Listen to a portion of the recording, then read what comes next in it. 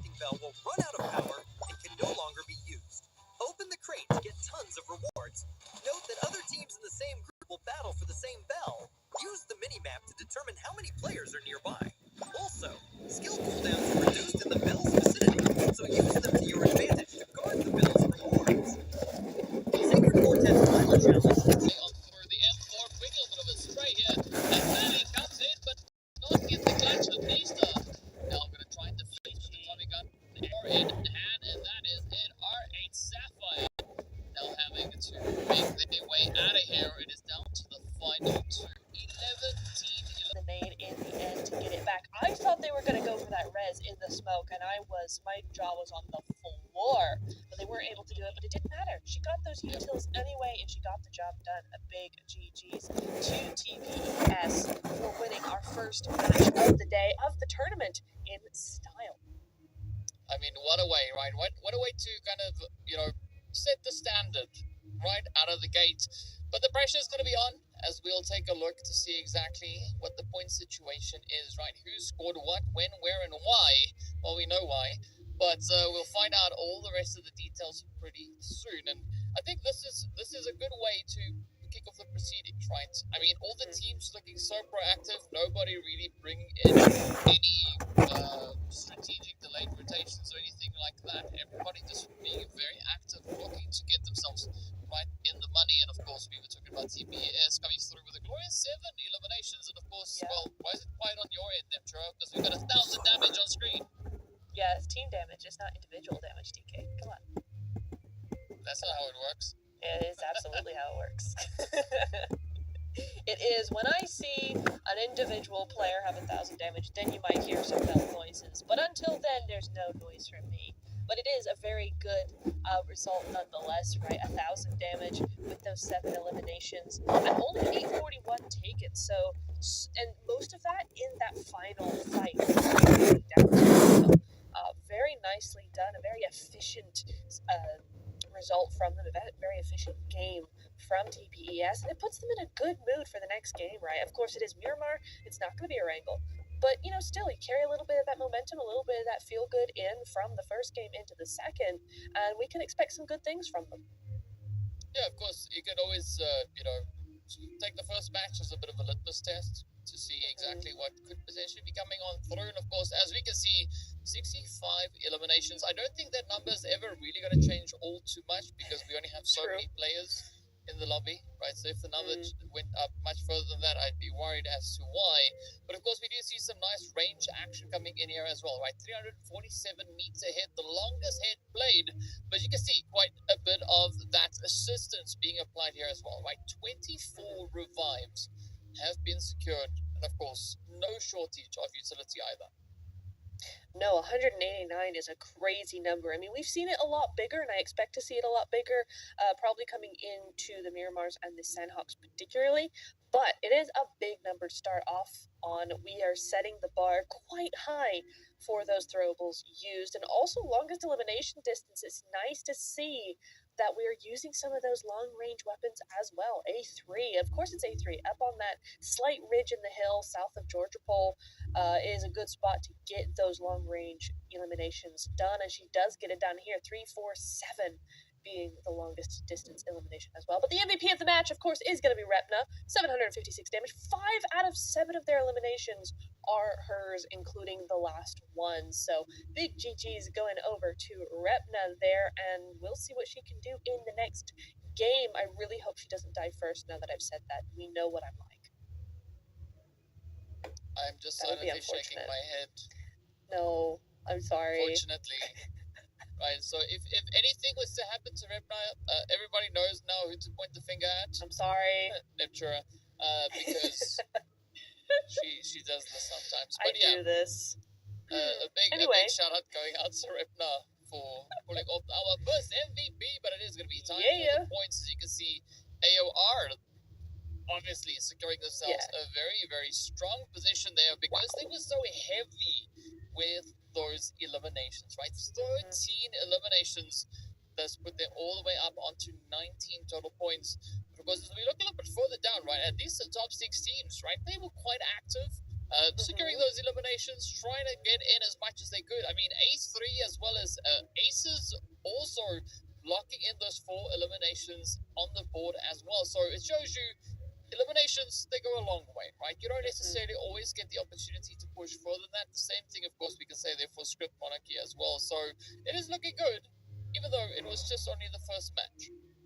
Yeah, no, it's looking very strong for a lot of these teams, and most of these teams can feel good about what they've got.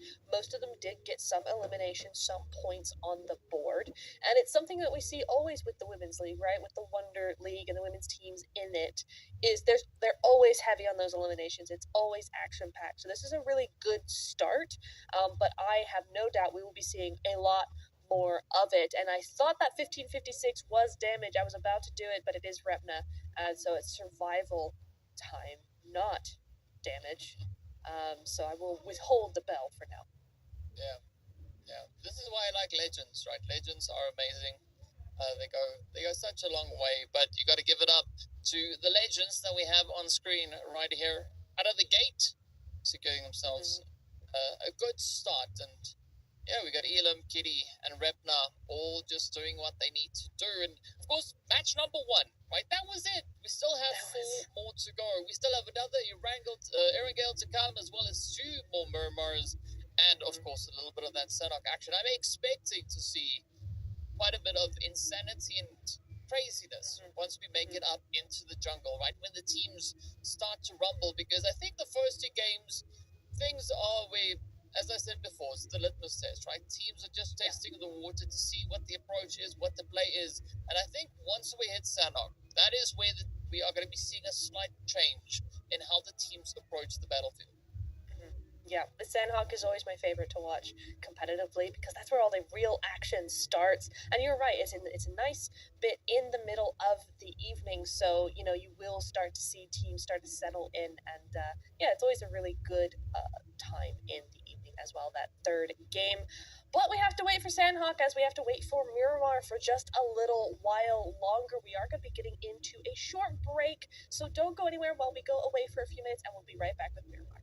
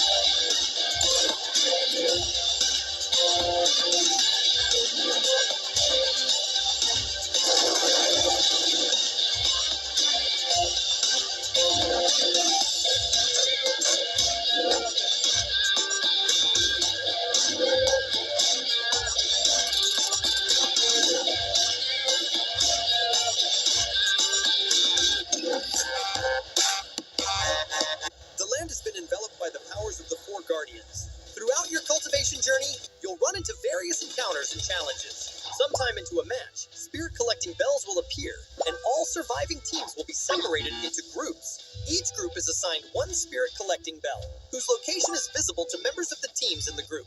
Approach the bell and interact with it for supplies to drop, and to activate a countdown.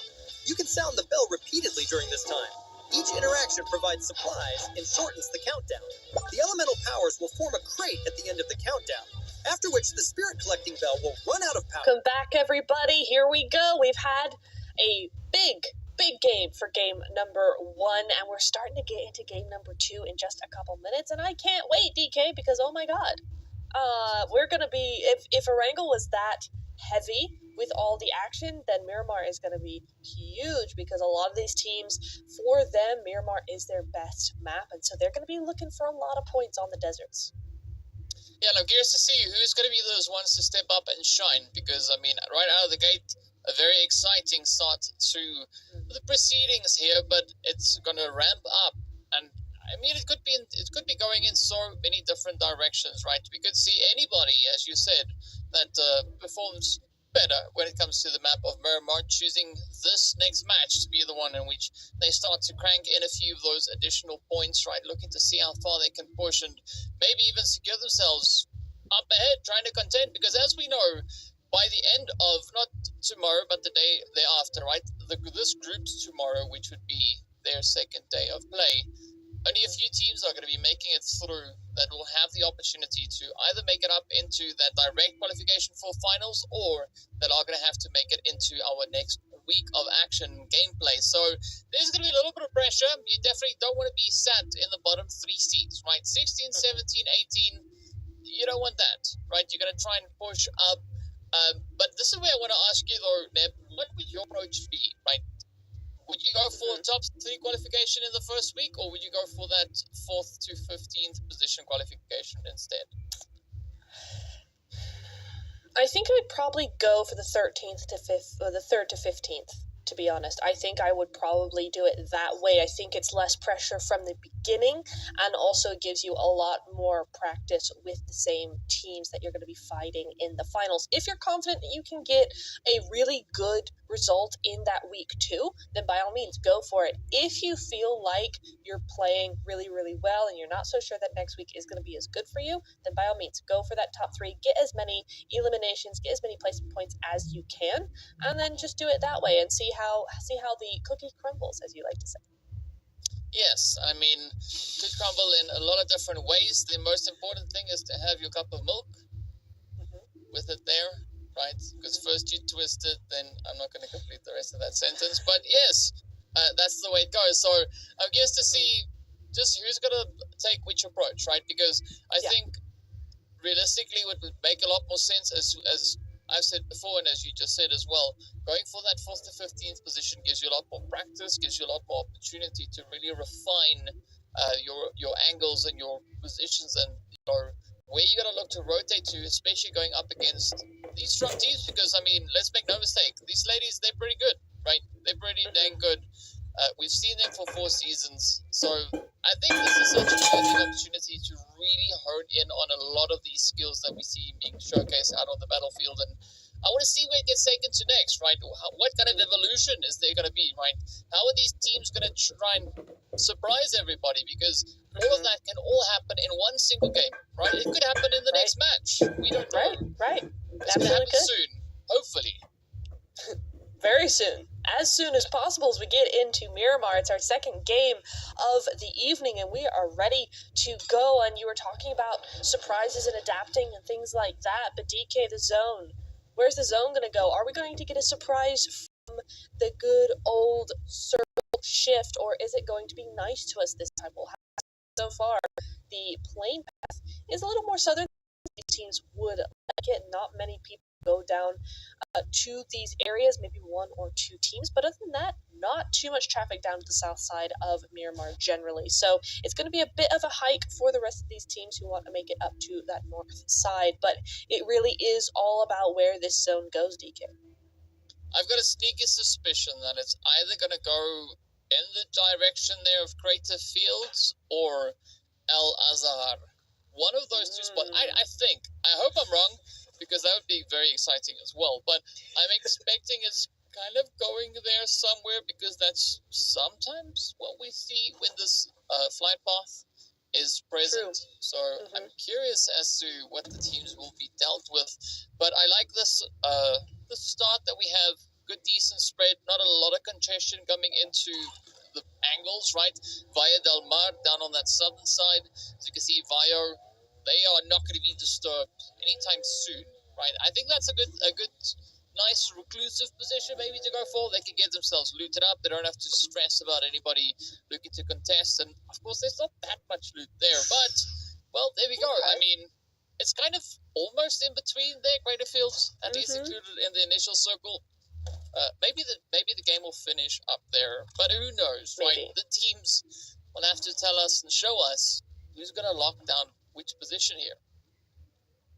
I mean, so far, the zone, far better than the one on Erangel, right? It's far less harsh. It's not so much of a hard shift. And a lot of the teams are already in it. So we are seeing a big density of teams over by Los Leones, as one might expect, but also in the surrounding areas. So we might see a little bit of contest going on down there as those teams try and get inside the zone or get further in it if they already are inside. But for the rest of the lobby, you're looking like it's going to be a fairly quiet first couple of minutes. They can just loot up, they can chill, they can plan ahead, because the zone has a lot of variables. There's a lot of different areas, a lot of different terrain to navigate, and for most of these teams, they will have to pass through those areas. So it's going to have to be a lot of planning involved for the next couple of phases.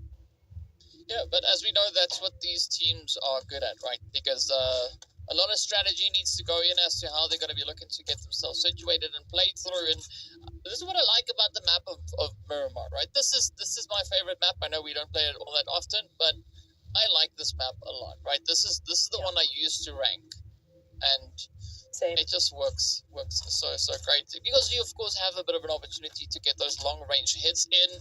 We did see a mini there, was it? No. Okay, we've got a QBZ and a UNP, all the acronyms not getting just flung all in one position here.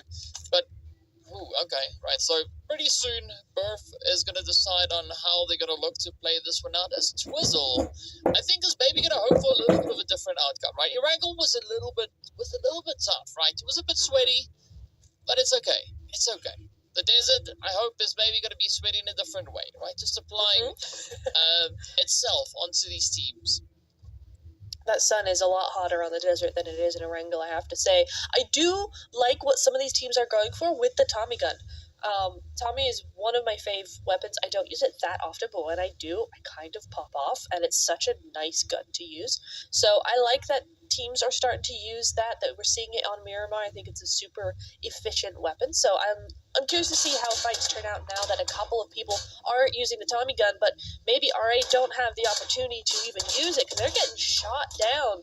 I think R8 are able to escape this, but yeah, going straight into or in between different teams on their rotation in, it's going to be difficult for them with that bus. And I think that's part of the difficulty, especially looking at how south that flight path was, right? You can only reach so far away from the flight path. The rest of the way, you're going to have to try and get in a vehicle, get yourself secured, and then make a mad dash, as we already see the teams on screen doing right here. But I'm curious as to how everything's got to look to play out here. I mean, of course, this is Los Leones that we are... No, this is not Los Leones.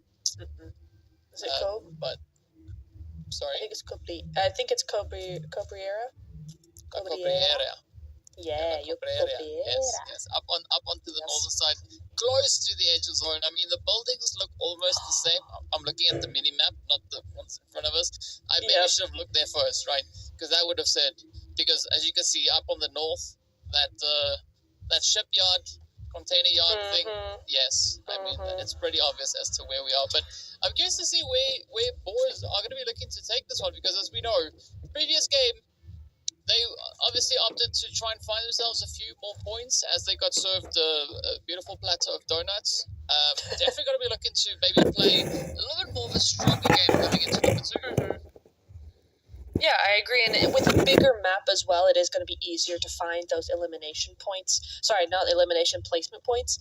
It might be a little bit easier to do so just because the map is a little bit bigger. There's a little bit more space to hide. You can rotate further away from teams and hole up in a compound or in a hill if you really want to. If you're really going for those placement points, that is easier to do on this map. So hopefully for some of those teams that didn't do as well on a rank as they would have liked to have done, we might see a quieter game from them in game 2, seeing as you have time to do so. You might see that happening here. RA Sapphire, she's south of Saint Martin still, and she is a solo, which is going to be interesting to see. You see a lot of these big splits coming through as well. Skin Legacy, not one of those teams. But it is interesting how many teams are rotating kind of on their own in many of these shots that we're seeing here on the deserts of Miramar. But I tell you what, DK, that might all change in a second, but there's no knocks found so far. Never mind. I'm so sorry. I keep doing this. You just had to say that. I was like, oh, look, no eliminations. That's crazy. Never mind. And an M24. Lara, you queen, you legend. You're using a sniper on Miramar. Let's go. Yeah, I don't know, but something gives me the feeling that you might maybe like the M24. A little bit. A wild guess. Right, just maybe. A wild guess. But yeah, here we go. Nice little bit of spray coming through from Melly as well, just trying to reach up all the way onto that top ledge. And that's the difficulty of the party bus, right? It moves so quickly, as we can see. Look at this, going at Mach 27, flying up the side of that hill. But it is also quite a bit of a magnet when it comes to the rounds getting fired in towards it. Lara, in the meanwhile, just securing the vehicle, making sure that there's no harm coming onto that vehicle, at least not for now. But this is where we look to see how the teams are going to look to play it out, right? Because we did have a bit of an interesting drop though coming through here, and of course R8 not taking a super aggressive push at this current point, right? Just kind of holding nice and steady. And I think it's quite a respectable play here to be making, especially seeing that. Right, we've got San Martin just over on towards that eastern side, or western side rather, of their current positioning. So there could be a few teams maybe looking to either funnel through here, right, moving to the east or to the west. So big brain play. But now Lara has to try and secure that hit with the M24.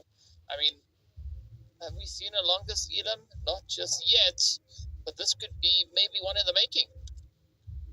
It definitely could be. I love how they're playing this. As you said, they're playing this very smartly. Yep, there goes one elimination there. But I like how they're playing this a lot because they're using that open ground to their advantage. They know Lara has an M24, and they were trying to bait them out and try and get them to peek so that she could headshot. So a really nice team play there from them. It's not going to get them many eliminations. It's just that first one, that initial knock does go down as Gucci just gets seen, angle is spotted, and down she goes. But the help is here.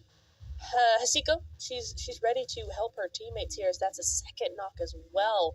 And IT should be looking to push this pretty quickly.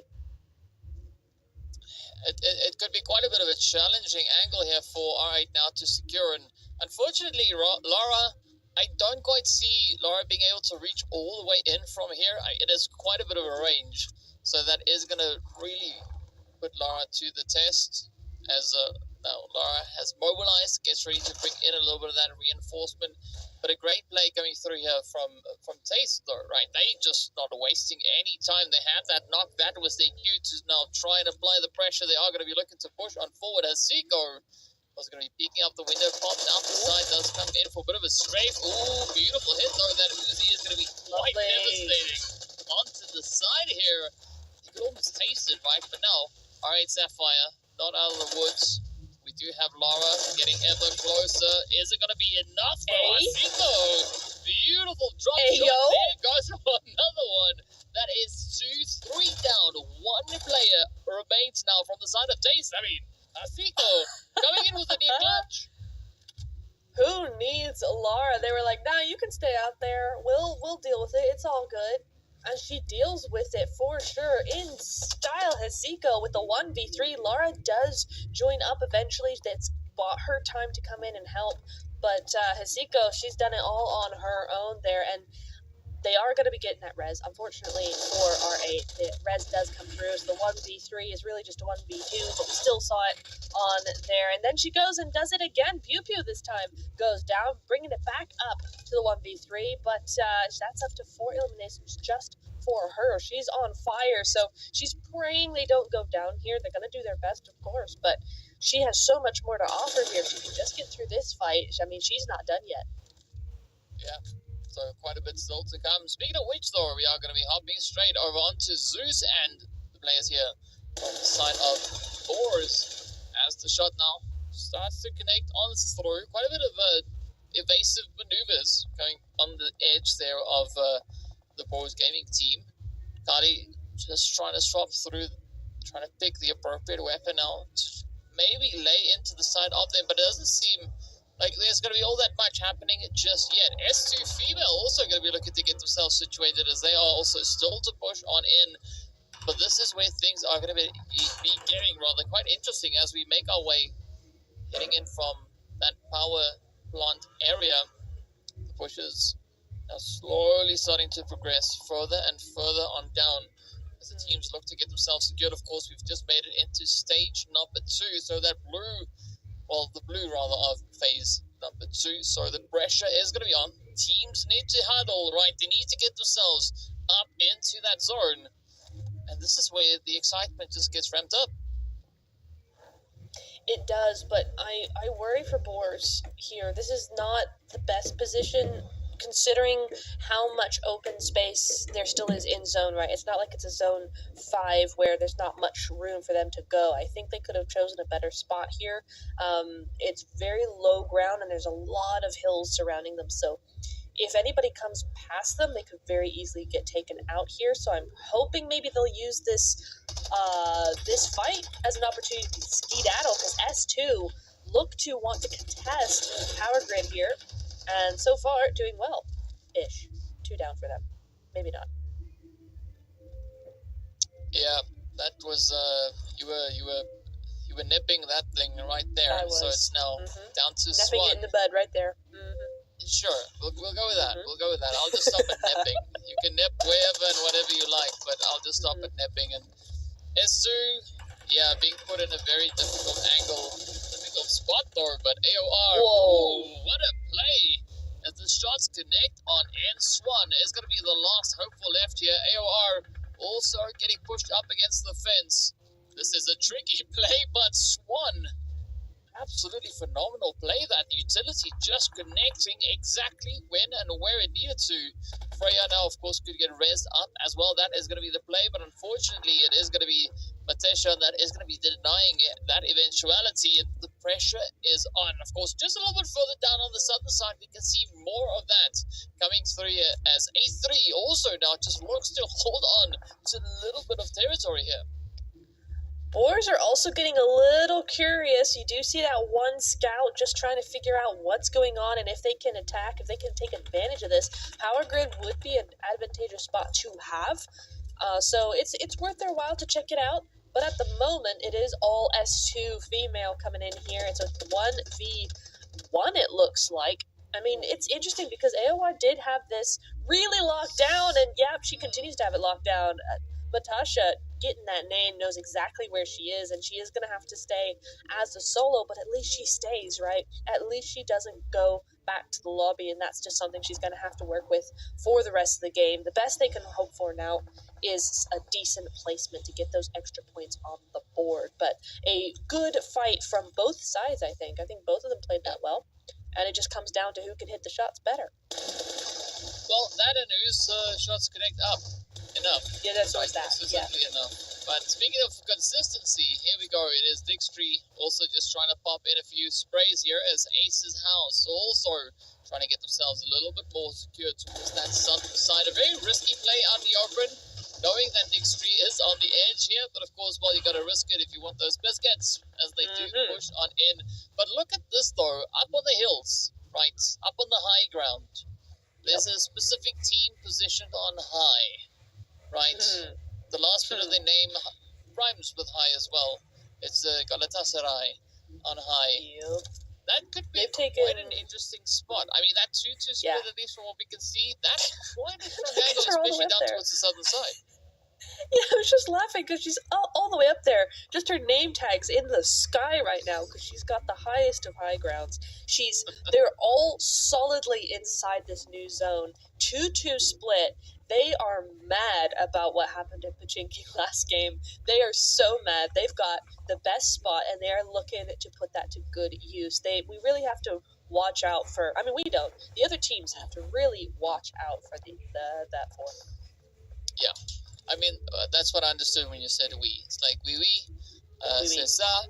But in any case, if you don't mind, Ace's house are going to try and lock it down, as you can see. Script Monarchy also now just on the very edge of zone. And this is where things get a little bit interesting, as we do have Art now looking to contest, not only for possession of a little bit of ground here, maybe of the vehicles, but there's going to be quite a bit of a trade-off here. Both teams, of course, know the urgency they find themselves in, right? They need to get their butts back into zone, but it's going to be unlucky now, keeping a very close eye, looking to maybe make Art a little bit more unlucky here, or try and pick up the teammates, either which of those could suffice here, but it is going to be Script Monarchy now just looking to find their foothold, right? They have a two-piece, and I would maybe say, get the heck out of Dodge, right? Leave Art right where they are.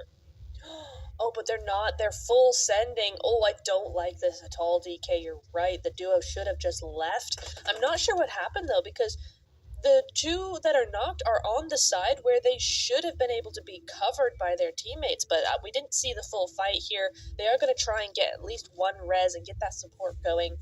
We'll see how that works, but honestly, I think I would have just dipped. I mean, I'm sorry I have to leave you behind, but it has to be done, right? It's game 2. We need those points.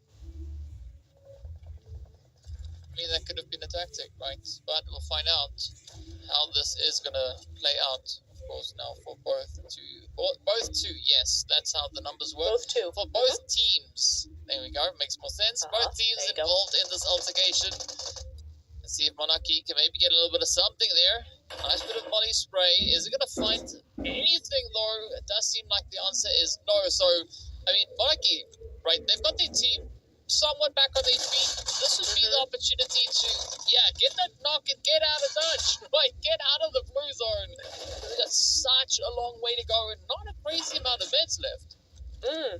No, they're using them all. They need them for later on. And the journey to the zone, they got 1,300 meters to go. I think at this point, with the amount of meds they have, they know they just have to win it and then die to zone. I don't think they're going to get out of zone here. So they're going to just try and go for as many points as possible. It's a shame, but it is what has to be done at this point. That's the decisions they've made that have led them to this point here. AOR do go out with 4 eliminations, so our #1 team right now go out a little bit earlier than they might have liked. As we head on over to teams who are actually inside of zone, the Istanbul Wildcats next, Rüya. And they're playing it more quietly than I would have expected from a team like this, right? Normally, I would expect a little bit more of a split, a little bit more aggression, a little bit more control. But right now, they're huddled up downhill, and they seem to just be trying to get inside a zone and work their magic from there. I mean, it's okay, right? They do have 9 eliminations that they found in the previous round, so I True. don't think we need to be all too worried about them, right? They Another chillin'. team that is going to be looking for points, right, of any kind, is going to be the Boars, right? As we know, previous match, unfortunately, not quite in a position where they got themselves, where they got their hands on a few of those points. So, yeah, there's the opportunity for a little bit of a push now to continue on through, rather, as the teams all look to cram on in. We just over towards that eastern side of Monte Nuevo, horsepower grid, just off of the distance. Galatasaray is still going to be holding onto quite a phenomenal angle here, right? Holding up on the high ground. And what's great about that is they can just rain down carnage, similar to what Boars Gaming is doing right here. But you still got to watch out for that blue, because the big bad blue zone, it's nobody's friend. It really isn't, and you can play with it a little bit, but you can't tell it what to do. So it will do its thing, and right now the Wildcats are trying to do their best. They've been third-partied here, or rather they're getting third-partied by Galatasaray as R8 charge in, and at the moment just fighting for their chance to get inside the next zone. 300 meters out. And Istanbul look to have done a pretty good job here. They've held their own as they usually do, but now they're looking for their exit. They're looking for their escape route, and right now, Zeus are in the middle of it, in the way of their freedom. So now that's the next target for them. Meanwhile, Galatasaray, DK, look, they're just looking at each other. They're just calling across the hills. They're just going, hey, what's up? Anything on your end? No. Oh, okay, cool. They're chilling. Yeah, doing the echo test. Yep. Echo! Echo, echo, echo. Exactly. I mean, but Sima though is going to be just keeping a nice little eye on things. Seeing Jerry there from Skin Legacy, right? Mm-hmm. If anyone can, Jerry can. Yes. Okay. Yeah. No. Chat. Roast him now. That was uncalled for. I just couldn't. I couldn't resist. You couldn't help yourself. I just had to. Like. Fair enough. Yeah. Fair enough. Anyway, we can move on here now to Galatasaray as they push in. Again, a lot of these teams, it looks like we've had a hard shift down to the southwest side. So all those teams up on the hills, everybody who is so secure and ready to fight, have to now rotate. And look at this push, really well timed here by this team. And we move on, and Galatasaray down to a duo. That was very, very well pushed upon. Will they make more use of it? I don't know, but Galatasaray looking to make a hasty exit. Yeah, that's what they're going to try and do, right? They want to try and survive. They want to get into placement point territory, as the Boars, unfortunately, are not going to be making it out of this one. They do, however, end with points, 4 eliminations, so well done to them. But there's still a bit of a way to go. Skin Legacy, I like this 2-2 split that they've got going here. It's going to be applying quite a bit of pressure onto the side here of TBS. Let's see whether or not they can actually now find a rotation up in towards the zone. Galatasaray also looking to get a slice of the action as they push on in, and it is going to be absolute carnage, mayhem, and a bit of brutality up onto the north. But that's what we like. We love it. We love to see it. Skin Legacy, I mean, full squad at the moment, one of the only teams to actually be a full squad. And they're looking like they're quite comfortable. They're outside of zone, but they're on the safe side of zone. They're on the empty side of zone. Unlike Galatasaray and Ace, as they're trying to move in, and it's just not working. Poor Ace, they got so many smokes right now, but it's Tofida who is looking at him, and you don't want to be on the other end of her scope. Certainly not the player to go up against. And Ace just trying to make it, but she doesn't in the end. She gets taken out by a different team altogether. Yildiz taking her out there as well. So yeah, it's carnage. As you said, it's absolute carnage. The elimination points are racking up, but for Galatasaray, that number is currently only 2. I mean, 2 will do for now. There's still quite a few more to go. We have 20 players alive here, so I mean, there's opportunity around every corner. Not that there's any of that out in the open field, but of course we'll find out soon enough where exactly these teams are going to be looking to get themselves secured. Ida, I like this the strong approach that they're bringing through, right? 6 eliminations on the board. They look to be looking quite comfortable, right? They feel confident, and I like that approach here. But now they got to lock it down because, as you mentioned, they do have Vio right here alongside them. Andy is going to get picked up as they too try to cram up in towards the edge of zone. So unfortunately for Script Baraki, things not looking great. B, I also don't think it's going to be very good, as Speed Legacy does run out of HP bars. That is a very unfortunate side effect of that blue zone. But now, Galatasaray in a position to really lock it in. They do have 2 players opposing them. Dizzy Tofi actually getting knocked on down. Nep, this is a little bit troubling. It is. I mean, she was able to get that trade, but Ida are not going to mess about. As you said, they're looking they're looking motivated, and you can see that in the way they're moving around. They could definitely try and push that. They're definitely going to try and defend their teammate there a little bit. At this stage in the game, you don't want to lose her, but I think they're going to have to. Galatasaray have just too much control on their position there, on her position, and they're going to have to let her go. I think focus on Zeus, focus on whoever else they need to win this game, because right now, with the top 4 in place, locked in, it is the win they're going for. Yep, that is the approach here, but let's see how the execution will go, as Galatasaray just almost very barely makes it up. Still 4 meters to go here for Kali, so close, but at least we know that the rest of Galatasaray will be able to make it on in. It is going to be Vio also looking to play a very similar approach here. And I'm going to be looking at both these teams that we just mentioned, right? Vio and, of course, the side of Galatasaray, because both teams are holding on to the high ground. They have quite a bit of a vantage point here, and they could really look to leverage that onto the other 2 remaining squads that are yet to move on in here. Let's see whether or not Ida can find a way to bounce back, because they do find themselves in a bit of a slight disadvantage.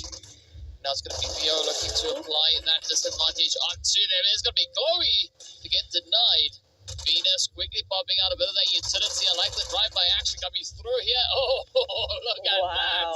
It is none other than Yildiz that does secure the play. Galatasaray now, they're going to try and pick up the torch here, right? The pressure is going to turn to them.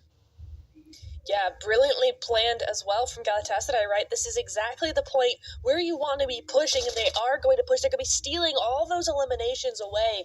Up to 4 now, and they're looking for a few more to win the game. Ida do have 1 up left alive that has rezzed her teammates. They're up to 2 now, and those nades are immediately going to be answering that flush of their teammate. Meanwhile, Zeus playing this very smartly. Again, a team where they have the zone a little bit. It's stage 9 going to be coming in just a second, so they are outside of zone at the moment, but those 2 teams aren't really looking at them. They can wait, they can hold, and they can sneak in maybe, but right now they've really got to hold as the nade from Athena goes over onto Tofida. Carly steps up, gets the 1, Yildiz goes down, but can Athena goes down to Zeus, and now it's Zeus versus Galatasaray. DK, that nade looks good. Yeah. It might be too good. Let's see. Oh, yes. There we go. Nice. Done and dusted. I mean, right, Zeus just playing such a strong position here. And that's the thing, right? Coming into this late zone, we saw it in the previous match as well, right? 3 teams left.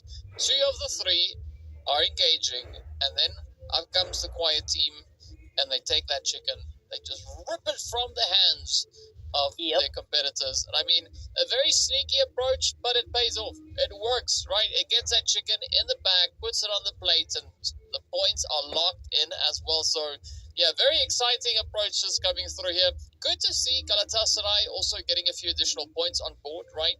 Regardless of how the points are earned, the teams are making way, right? So the points are coming in, teams are picking up the pace, and of course, now the next match, I think, is we are going to be looking at a very interesting kind of mash-up between the teams that had success on Erangel, the ones that had success on Miramar. Of course, who's playing a phenomenal game right here. I think it's actually quite good, right? They added a 0 at the end of the amount of eliminations that they got in the previous game, right? Yeah. And look at the damage. Nearly 2k, right? 1,800 damage being delivered. Of course, taking a fair, decent chunk of that as well. Yeah, very, very nicely done. 295 coming from Maisie as well, longest distance elimination there. Yeah, it was a really, really good game from them. They were looking quite strong earlier on in the game, and they continued to move that through to the final few moments. But like as you said, right, it's 2 for 2 now that we have a team on the north side who just need to chill, need to shut up, need to sit down, and need to wait for the other teams to, do their thing, do the damage for them, and then they can come in and clean up. And so far, that's worked really, really well from both of those teams, both going out or getting the win by nades as well, which is kind of a fun little fun fact. But still, really, really, really good stuff. And, okay, Yildiz coming in with our first ding, ding, ding bell of 1,000 damage. 1,100 damage just for her. 7 eliminations and 5 assists coming in there. Ida, they may not have won. They may have come in third, but they had an epic game. Yeah, it was quite the match indeed. Look at that. I mean, 2 squads with double-digit elims, just packing all the heat that they can find. And of course, we were talking about these bounce backs, but I like this as a bit of a trade-off, right? Teams that fared quite well in game number 1, they're a little bit more towards the right-hand side, right? The teams that needed the points coming into this match, of course, now locking in and focusing on the task at hand. But I think match 3 is going to be the great evener, right? It's going to even out the board to show us exactly where these teams find themselves. But of course, we can't take away from the beautiful gameplay that we just saw coming in from these ladies here. And I mean, it was pretty exciting. Via also just bringing in a bit of that consistency, of course, also earning their first points for the day. We did see the players from Skin Legacy also continuing on with that, right? Upping the ante with the amount of elims that they had in the previous game, actually tripling their points in one game, right? It's still early stages, so it sounds very impressive, but it's there. We did see Script Monarchy also securing a great consistent play as well, right? 4 games and 4 eliminations, match 1, 4 all the way here in match number 2. And of course, if we tally up the points, this is where we find ourselves right now, right? Ida sitting quite prettily up at the top with 19 eliminations under their belt. And 0 wins, and yet up they are at the top. Second and third place as well, tied at 22. Now, of course, we're only 2 games in.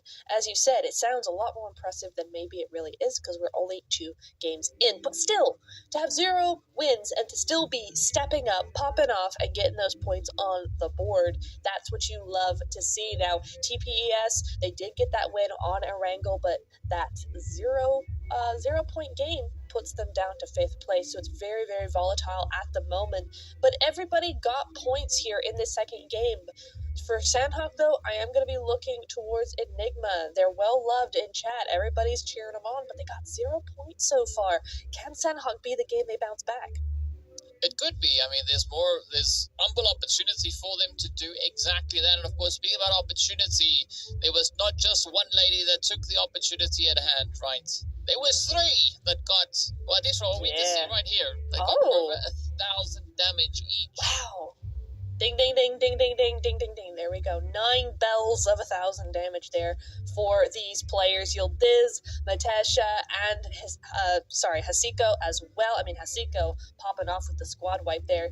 Gets 2 more eliminations on the board for her team in that match alone. So very, very curious to see how these teams move forward into Sandhawk. I mean, as we keep saying, every season we go over the same thing, right? Sandhawk, is built different. It just is. It's smaller, it's more volatile, the zones are harder to master and to get a handle on, and so some of these teams that maybe don't have points can maybe do something with that. Take advantage of the chaos, but we'll see how all that boils down in a few minutes when we come back from this short break.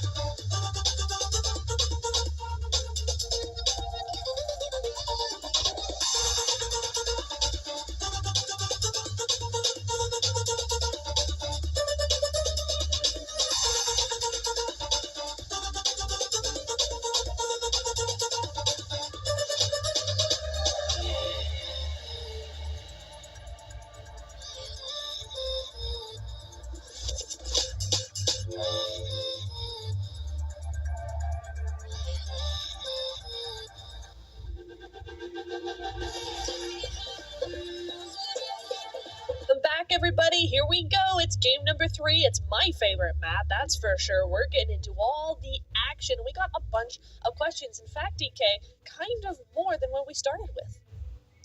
Well, that's normally how it goes, especially in PUBG, right? Because we start off with things happening in a specific and certain way, and then we change the maps and we change the rotation and the flight path, and pick a topic and it changes. And yeah, I think it's going to be interesting to see how everything is going to progress as we make our way through, hopping into game number next. Of course, as you already said, it is going to be time for us to go rumbling in the jungle. A little bit of that greenery is going to come through as well.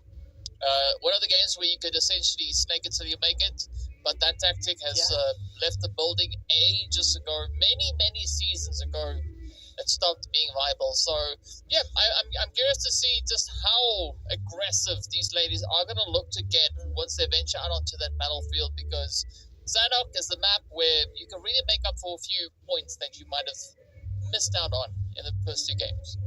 Looking at you, Enigma. Yeah, definitely. I think these teams, the attitude towards Sandhawk a lot of the time is they don't want to get left behind, because if you leave it to too late on Sandhawk, you're dead. It's not good, and you have to really fight to try even have a chance to get back to where you need to be. So for a lot of this, I think it's that the aggression really pays off, and also the forward momentum, being preemptive with things, really pays off. So that's where all that action comes into play on Sandhawk.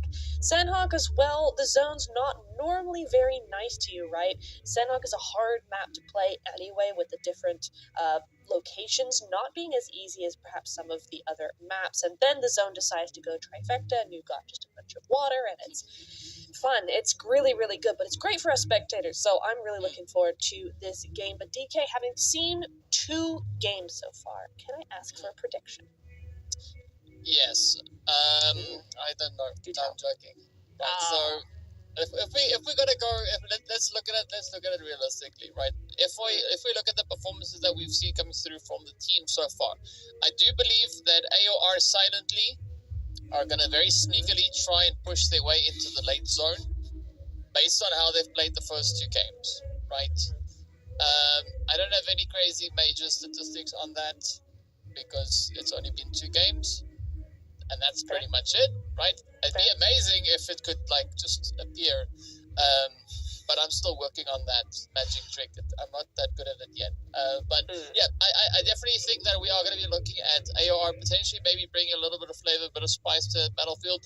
R8 Sapphire also actually playing a really good first 2 games, right? Securing themselves those 19 points. Sure, 19 is not a lot, but that does put them on an average of about 7 eliminations per game, which is what TPES has been able to find in 2 games total, right? So the teams are definitely looking to make quite a bit of a mark, as we take a look at a very interesting graphic there, heading up into Sandhawk. And what I like is the flight path is so short, right? It's so quick. It's like, oh, there you go, right? Have fun.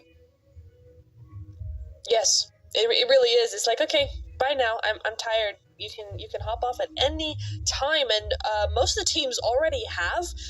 Vio down to Sami, very happy with his playing path. That was a super easy drop for them. A lot of the other teams have to do a little bit more work to get to where they need to go, but as with all things Sandhawk, it's a small map. You can get to where you need to go pretty easily. It's not a Miramar where it's like, oh my god, we gotta get cars, we gotta go. We are chilling here for this Sandhawk until, of course, we see the zone. But we'll wait for the zone because we already have a hot drop here. Again, it's Ace versus Galatasaray. I'm kind of getting deja vu from a Wrangle, DK. Yeah, it seems familiar, right? It's like, wow, it almost feels like we've seen this before. But let's see if it's going to pan out in exactly the same way, right? As we know, Galatasaray is not necessarily all too happy with how Wrangle went, but they have the opportunity to make quite a bit of a difference. And of course, now looking at Hilal running around with that DBS, all I can say is good luck. It's going to be pretty hot and heated up in Lobster. Both teams occupying either side of that. I think it's a good angle here, but Galatasaray already starting to find a bit of a spread here. I like that sneaky off-angle approach that we see being played up on the north. That could definitely be something that would maybe open up quite a bit of an opportunity here for Galatasaray now. It's interesting, though, that Galatasaray are moving away from this. They've had a good game in the last game in the Miramar, and they don't want to throw that lead all away with, kind of just having a hot drop and just dying, potentially, right? I mean, they have had a good game under their belt now, so they should be able to use that momentum and push forward, and it maybe was just a small rotation to kind of get an angle, get some prepared enough here. I mean, level 1 helmet isn't the best, but level 3 vest from one of them would be all right. No helmet at all for that off-ankle player, so it's not looking like the best potential fight here, especially since Ace, I mean, look at them. They're sat. They're seated. They're waiting around those corners with all the nasty weapons. So Galatasaray have a decision here to make, and honestly, either one is okay. Yeah, I mean, I agree with either one being okay. Ooh, nice lineup with that utility. Is it going to find Schmiegel? It comes close, but it wasn't precious just yet, right? It's almost there, but not quite. Close, but no cigar. Yeah, and I think this could be an interesting play, though, but they definitely got to keep their wits about them as we quickly jump over onto Athena, all the way here from Ida. Oh, the spray is there. The rush is in. Good defense. It is a tough angle for Athena to kind of hold as an individual, but did quite a bit of damage into the side there of R8. And let's see whether or not the rest of the team is going to be able to quickly try and close this one up. We do see Lara off the distance, low M24. We just minus the 2 and we're left with only the M4 in the back. Let's see whether or not that spray is going to connect up R8. In the meanwhile, they've been able to pick themselves back up on their feet. But here we go, G7. There you go. Cooking up a little bit of something there. I mean, Aces, they might have something up their sleeve here. They could do, but I mean, yeah, it'd be interesting to, not with that peak on the window, not there. Mind has to be very careful here. Tofita's slightly off on that. Oh, she's downstairs. Oh, she's so lucky. Okay, I thought she was right there. And Tofi was going to have a field day with that one, but no, she's safe for now. There's a lot more going on the map, though. We're seeing a lot of fighting going on very early on. We're still a minute and a half into game. That's it. And look how many red and yellow bars we've got so far, DK. It's a bit of a minefield out there on Sandhawk today. I mean, but were you expecting anything different at this point, Neb? This is going to happen, right? This is what we were hoping for. Now it's going to be the opportunity for Freya to find a bit of a spray up in towards the Wildcats. Off in the distance, it does seem to be a little bit of cat and mouse game up on the hill. Ooh. We do say goodbye to Ida as R8 secures their 4th Elam. And I mean, that is the Seeker and teammate essentially just locking those Elams in, right? Each of them sitting with 2 on board. Now we jump back up into Lobster to see if anybody's turned red. Sophie did, but that one doesn't count because that's the HP bar. So let's see who will play this one out. Because, I mean, it's just Schmiegel left here. Schmiegel! If they send another nade in, that could be quite precious for them. I mean, honestly, name buff. It's gotta be right. You can't be called Schmiegel and not do well. So, best of luck to her. Do the voice. Oh, I can't. I'm gonna embarrass myself, so I won't. There you go. Oh, not that! Oh, geez. You know what? I've never seen a flashbang actually used. That's crazy. Galatasaray pulling out all the stops there against Ace. And you know what? Ace have the guts to go up and hot drop Galatasaray of all teams, right? Back to back to back event winners. So far, it's not yielded them much, but you know what? That's why you have day 1, right? That's the place to do it. If you're gonna risk it for a biscuit, day 1 is definitely the place to do it in. So GG's Ace, they fought well, they fought valiantly, but even Schmiegel couldn't stop them. Yeah, the pressure just got too great on that one. And then technically it was a back-to-back-to-back, right? So you missed one of the backs. Did I? I thought I did 3. Aw. 3. I only heard 2, but if you did 3... I also just made sure that there was 3, right? In the meanwhile, we're going to be hopping over to the players there from Tace, as we saw them just quickly running around out towards the jetties, right? Just having a little bit of a look around. Zeus again finding themselves just staring up the hillside. I'm curious to see whether or not they're going to look to continue the momentum that we had from them in Miramar, kind of roll with the flows into match number 3, or are we going to see maybe one of the teams from game 1 that really popped off looking now to, just kind of reclaim a little bit of that position? Well, yeah, I mean, that's where you would predicted R8 for one of them, right? They did really, really well in that first in the first Erangel, rather. And they're, again, looking very good for this Sandhawk. They've cleared Ida, who we might have expected to come in from the Miramar, that they had a really good game on and come in and continue that, but it was not to be. R8 got the better of them.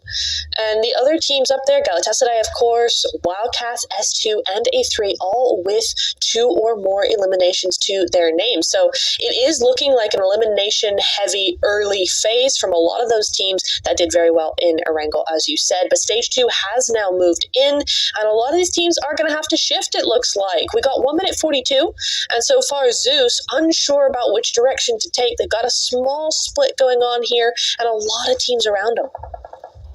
Yeah, there definitely is quite a bit. We've only lost 2 teams, so we still have 16 left, so it's still a full house, and there is quite a diminishing area going through here. It is unfortunately only stage 2, right? So the blue zone slowly going to be creeping on in pretty soon, in about a minute and a bit of change. But the thing about Sandhawk is, at least it's not that Vikendi zone, right? Vikendi, that first zone is usually the aggressive one, right? Just goes like super crazy and then kind of chills from there. Sandhawk, it's kind of a different beast, right? Because you never really know where the zone is going to be taking you, especially once we get to like stage 4. Usually from phase 3 to 4, that's where the zone also kind of throws a bit of a spanner in the work. So I'm curious to see what these teams will have to work with, because currently, as we can see on the screen there, they are all situated down in towards that southwestern side. And I mean, Painan could potentially be prime real estate, especially for now, seeing that we've got quite a few teams that are yet to rotate in from that eastern side. So a nice bit of a gatekeeper angle that we could see being developed in that area here. And of course, meanwhile, it is going to be TPS also just on the edges here of Quarry. One of those angles that's quite easy to get into, not so easy necessarily to get out of. True. Very true. I mean, it is almost good for just going full sending and straight off the cliff into the water and try and find a spot. But the problem with that is there's a lot of teams usually on that edge on the cliff. Cupquake, though, will not be able to find the edge of the cliff because she's found the edge of her health. As she goes down, she gets knocked there. AOR immediately pushing forward. When you're a 2v4, you gotta do what you gotta do, right? You get that knock, you gotta take advantage of it because you don't have those teammates with you. But Repna, she's waiting. She's waiting for her teammates, and she's waiting for Cupquake to come further on down the hill. So we'll see how that works out for them. Of course, they were the winners of Erangel the first game. So can they bring that back and take that back and put it into Sandhawk? We'll see. Boars in the middle of zone, getting taken out one by IAT, though. Cara Amelia's down, Logica's down. It's just Amelia and Lisa to go. Oh, Repna goes down to the zone, interestingly enough there. Going back to TPES. We'll see how that goes, but for now, Lisa just has to book it to her teammate. Yep. And at least stage 2 blue is not going to be all too devastating. You got to move the car though. Lisa, you got to join your teammate. Yes. I mean, that would have been a bit of a oof right there. Just narrowly makes it. Yeah, I mean, Lisa was okay, right? There was one little droplet of sweat appearing on my forehead there because it was close, right? Maybe a little bit too close for comfort, but there's still a bit of an opportunity. They got to move really quickly though, because they've got only a few more seconds left on the clock, and then we are going to hit phase 3, right? And it's not going to be kind. They're going to get those beats and get the heck out of Dodge, because you can see the sunlight is approaching, and you got to watch out for Pew, and also that is going to be providing a little bit of that coverage, a little bit of that backup. Oh, nice follow through here from Amelia. I'm trying to clean up the bridge, but that is only one of the 4 players, right? There's still a long way to go, and essentially they've got themselves boxed in here. I'm confused by sunlight. I'm very confused. I'm not sure why and for what reason. It is. I mean, I suppose it's good for plants, but only when you fertilize it with your body. Oh, is that a bit dark? That might be a bit dark. But anyway, why did she push? That's weird.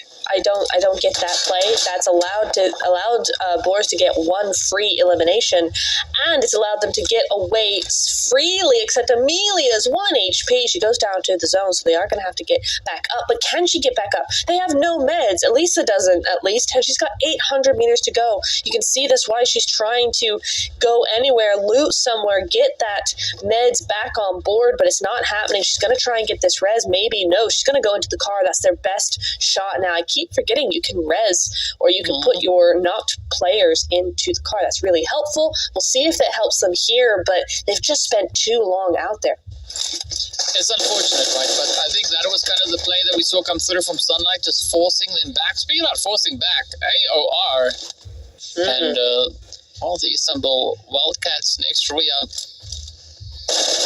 Another name that you can say in very close succession. Yeah, it takes a minute, right? But you got to say all of it. You know, that is just the way it is. Same as those sprays. Very great action and full disclosure coming through there from Kitty. Just pushing all the way through. Gucci had a bit of a tough run all the way back over on Miramar. So it's good to see Gucci looking all Gucci as they push on through here.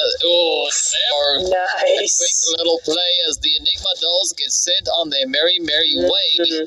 A little bit of bloom just to add on to those 8 eliminations they already have. I mean, wow. I know I said something great could come through from the side here of R8 Sapphire.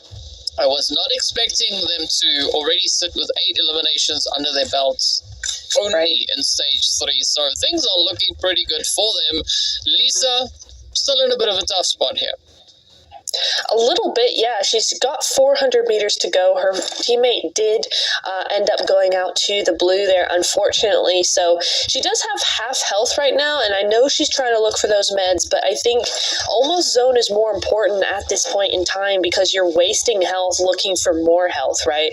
Instead, it would be nicer if she would at least get a little bit closer to the zone before doing that search, because she's still got 450 meters to go, and the zone is pushing in to stage 4 now, and on Sandhawk, stage 4 zone is nothing to underestimate. Absolutely not. It's gonna start hurting pretty soon. Yeah, I mean, like that. Too much of that blue juice does really start tickling, and it's not the pleasant kind of tickling, right? It's like DK. It's more of a coarse feeling coming through here, and of course, 13. Yes. Yeah, she didn't go out to the zone. Did you see that? She jumped out of the car too early and killed, and she died. Oh, yeah. She died to fall damage. Oh no. Seatbelts. Oh. Seatbelts. Seatbelts. That's it. Yes. That's so let that be a lesson. Seatbelts are important, right? Always got to buckle up for safety, because safety first. Unless it's Sandhawk, then you just kind of try and get yourself in zone. Speaking of which, though, we do see the teams also now starting to pop off in that feed, as we do have Taste also now locking in a few plays here. So you can see Tasted, Lucy May, right? Also an interesting name for a team here. I like Pew Pew, right? That is like, that's the best player name you could ever have, in my opinion. That and Jerry, because, Jerry can. And then here we go, the shots connecting on through. We do say goodbye to B. But Pew Pew, holding nice and steady, looking to do as the name suggests, trying to lock in a few of those plays. And Prota Sota, getting battered and bruised as Bot connects on through. Good off-angle play here by Zeus. But the teams now still very mobile at this point. Yep, definitely are. Oh, R8. Looking for those shots as another team just goes right through them. But yeah, Zeus had been waiting on that hill for a long time for that exact kind of moment. So they took advantage of it when they needed to and got that. At least a knock. I don't know if it's going to result in a point yet. But Jerry can. No, she cannot. Jerry can not get to safety there. Pew Pew doing what her name suggests there. Nice angle from them as well. I mean, they're really trying to get those points and farm those points with this gatekeep, and having that angle onto the vehicle is absolutely imperative. Now, unfortunately, R8 are rolling through. Yeah. Oh, wow. Wow. You know those instances where you watch a video and then something happens and then you flinch by yourself, even though there's no reason to flinch. Yes, that was one of those instances right there. Seeing R8 just cresting the hilltop, and then it was like, well, dang it, something's gonna happen here, and well, it did. But yeah, great play though coming through from them. Fantastic. Though, they're going to be the team playing with 3 players this time around. R8 will get eliminated as they go out now.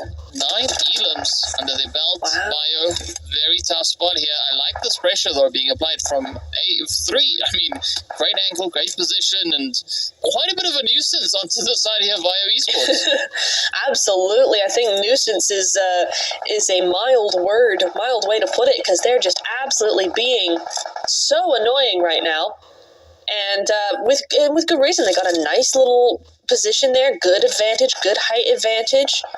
And Zeus now moving in, trying to do their bit as they move into zone, because we are going into stage 5 now. The zone is about to move in. DK, this is where we're going to see the most amount of chaos, because look at all the teams outside the zone that have to move in to the same side of zone. Yep. That's the way it goes. So let's see who's going to be the ones to not only make it into zone, but also beat the blue, right? Bio is not going to be one of those teams. It was not a viable approach to make it all the way through, as you mentioned before, right? Stage 4 blue is absolutely devastating, especially if you get caught on the wrong end. Speaking of which, though, we got Zayt Gazit also now just pushing in. It's going to be Sonar, the last one on their feet, now looking to get the rest of the team back on through. But of course you can see it is going to be the players there from Script Monarchy looking to bring in the Carnage. The utilities now getting deployed. Of course, this being Sanok, these floors being wooden, those go a very long way, right? They just expand and cause so much problems. But let's see if Sonar is going to be able to get this one done, as they do secure their teammate. GG is back on up. Oh, we gotta watch out. As soon as they just pop out the window, there's even more teams in the vicinity, and now it becomes a game of survival, and the shots connect on through. Whoa. And that is it. Out they go. That is it. Yep, I mean, at least they have 2 eliminations, and it was a top 6 result for them, so it's not bad. But my goodness, we've gone from many teams to just 5 in a span of about 30 seconds, and DK, the zone continues to be unkind to all of these teams. It shifted completely out of the way of the city, out of Painan. But look who is in zone right now. Look who is going to be waiting for all these teams to come out of the city. It's Galatasaray, who had an amazing game number 2, and with 9 eliminations, they're looking to back it up with a great Sandhawk as well. So, yikes for all the rest of these teams. Oof. Yeah, it is indeed a big yikes that could come through. I mean, Galatasaray 1 point away from evening. Yes. Yes. Getting the same amount of points. Yeah, it's dark. Yes, but I mean, same amount of points as they got in the previous match in total, right? Placement and elimination points combined. 1 point away. But Zeus, not done just yet, right? You see the clouds starting to form up ahead as the sprays continue to rain on through. Unlucky, staying true to their name, but now it's going to be the push going in on the side here of Zeus. Zone has shifted up. It is looking quite favorable on towards that southern side. Only 1 player is holding on for dear life, but this could be the play. Monarchy trying to survive, trying to hide in the bushes, but that is going to be a very, very tough one indeed. A3 we're holding on to good position. Oh, Sophie also just getting dropped on down. Very nicely played, and she tried to get that elimination, but it wasn't happening. The nade is a swift response, but she just dodges it in time. She knows where most of them are, though, but she only has these last few bandages, and then she's out of meds, and the zone is moving in. I think, DK, we have our winner, and she knows it as well. Cry doesn't try to go out to the zone, which is interesting. She does give them the point, but Galatasaray masterfully winning that Sandhawk with a bucket load of points. I mean, that was a valiant effort coming through from Cry, right? Gave it there all the way to the very, very end, but Galatasaray just showing us why they have 3 victories, right? Event victories behind their names. And I mean, they were performing so exceptionally well coming into Sanhok. But as we said, Sanhok is going to be that turning point, right? The game which gives teams the opportunity to make up points that they feel they might have been lacking. And what a push that was. Great start. But that's only the halfway point of the day. Now done, right? 3 games down. We have 2 more to go. And we got to take a look and see exactly what that point situation is, what the distribution is, where these teams find themselves. Because, I mean, look at this, right? 15 eliminations coming through in one game. 2004, just 21 points shy of the year that we're in right now, but absolutely phenomenal bits of action coming in here from them. I mean, Galatasaray, it's no surprise to see this kind of play coming through from them. It's not. I mean, you're right. We've seen back-to-back wins in the tournament from them, and because of games like this, and they're just doing it again, and no one seems to be able to stop them. When they get in that mode, they win, and it's so interesting to watch how they always play it, how they're always in the right place, how they always have the right aim as well. So very, very well done, and I think that's just the first win of probably a few more we're going to see. I hope I haven't jinxed them there, but you know, I think there's high hopes for this team. Of course, there's a lot of pressure on them, of course, but so far they seem to be doing it in style. Yeah, quite a bit of style, as we can see. Our stats coming on here. At least the hot drops, the airdrops. Airdrops. They will open up this time around. 2 of them getting looted. And I mean, 292 meter hit coming through as the longest hit of the game. Very impressive, especially being on Sanhok. Such a tiny little game. And, well, Sophie coming very close to having that bell being rung for her as well by none other than Imtura. 937 damage, right? Very close. But, I mean, Galatasaray doing quite a bit of work in this game. I mean, but think about it, right? Tofita did almost half the damage that the entire team got. They got 2k damage, and she's done 937. So that's insane, coming in from one singular player. And as you can see, the match ranking, this is not total, match ranking, just Sandhog, they get 25 points on the board, doubling what they had before this game. I mean, it's crazy stuff, right? It is crazy, but of course it looks, it's still pretty interchangeable being this early in the day itself, right? As we have, as you mentioned, right, team being able to more than double their points in just one single game, and it's impressive. There's nothing more that we can say about that. Zeus, again, also coming through with some good consistency here, securing themselves points on board again, hitting some pretty strong numbers. Not the 10 elims that they had back in game number 2, but still 7. It is going to bode quite well. I like this from A3 as well, right? Miramar, yeah, it was there. They were on there. They played. Unfortunately, didn't make it as far as they would have wanted to. But with Galatasaray doing what they did in this past match, it of course now catapults them all the way up into pole position with those 36 points. And of course, AOR, I mean, also just keeping the pressure on, right? They were looking quite well, sitting up in second position on the overall rankings before heading into game number 3, and they are still able to maintain that slot. Number 3, of course, sharing it in part, kind of, not quite, sort of of. the players there from R8 as well.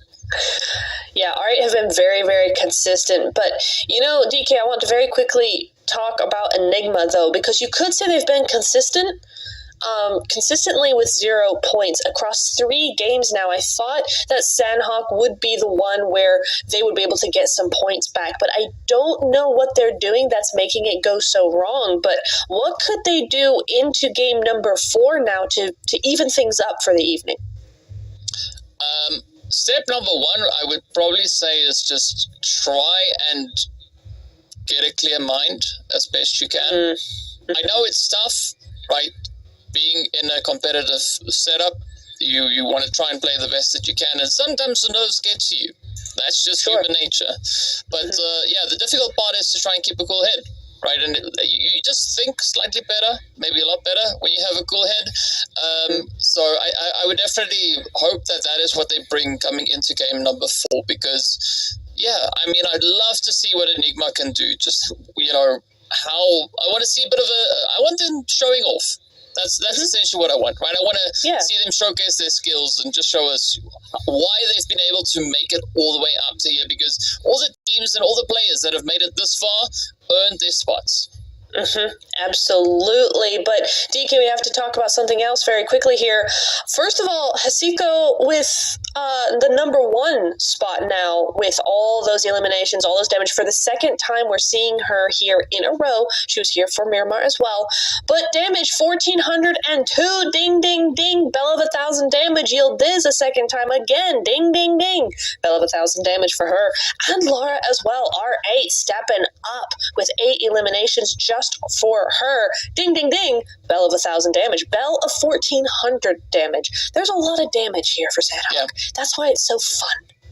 Yes, it is quite a bit of chaos and carnage, and, you know, that's what we like to see, and these ladies not letting down at all, bring it all the way through. But it's impressive to see 2 players from R8 Sapphire being on the player focus, right? So it just shows you the sheer amount of tenacity they have, looking to bring it through and just pack in all those devastating blows. But as we know, the jungle has now been rumbled, and now it's left to see what's going to happen back on the desert, because, I mean, anything could go. But as I said, I think Game 3 is going to be that turning point where we could see the teams looking to really shift gears, and it's going to be down to game number 4 to see how that gets delivered. Yeah, it definitely is. I'm hoping Enigma can maybe do something with this and kind of just go, hey, we got nothing to lose now. Let's at least try and get some points before the end of the night. That would be really nice. But we'll have to wait and see what they do, see what happens to these teams over on Miramar. We're going to go over for a short break, but we'll be back in just a few minutes.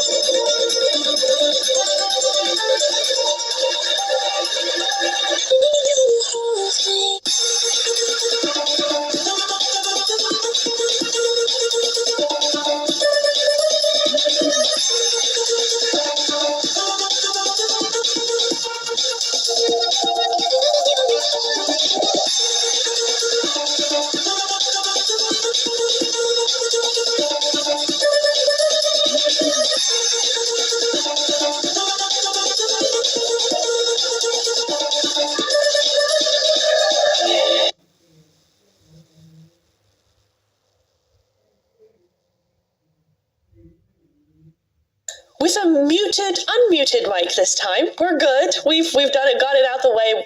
We won't have a problem for the rest of the event now. Anyway, we're back with game number 4, and we're going to have a great time with it as well. DK, don't mention it. Don't say a word. We're going straight over onto Miramar. Ooh, straight away as well. Nice timing. I'll just stay here on mute. Don't worry, it's all good. It's all good. Great, I'll just do the game myself. It's fine. DK's going to be on mute. It's all good. Oh, God. Oh, playing path is a little bit better than the last one we saw, though, DK, right? The other one was a bit more southern than we might have liked it, and teams have already started off. You see TPES over on the island as well as Enigma. Hopefully for Enigma, it goes a little bit better than the last Miramar. I'm really rooting for them. They're the only team with 0 points at the end of 3 games, and it would be nice for them to get some points before the end of today, because of course we won't be seeing them tomorrow. Group A will be playing once again on Friday, so they have a little bit of time to think about things, to figure out what went wrong, what went right. So hopefully for Enigma, things can go right for them, so they have a little bit to balance it out in their VOD review. Yeah, but I mean, fortunately for Enigma, they're not the only team that's not scored points on this map yet. TPS, also one of the teams that are still in a position where they could do with a few points on Miramar, right? Because neither of those 2 teams have earned points on here.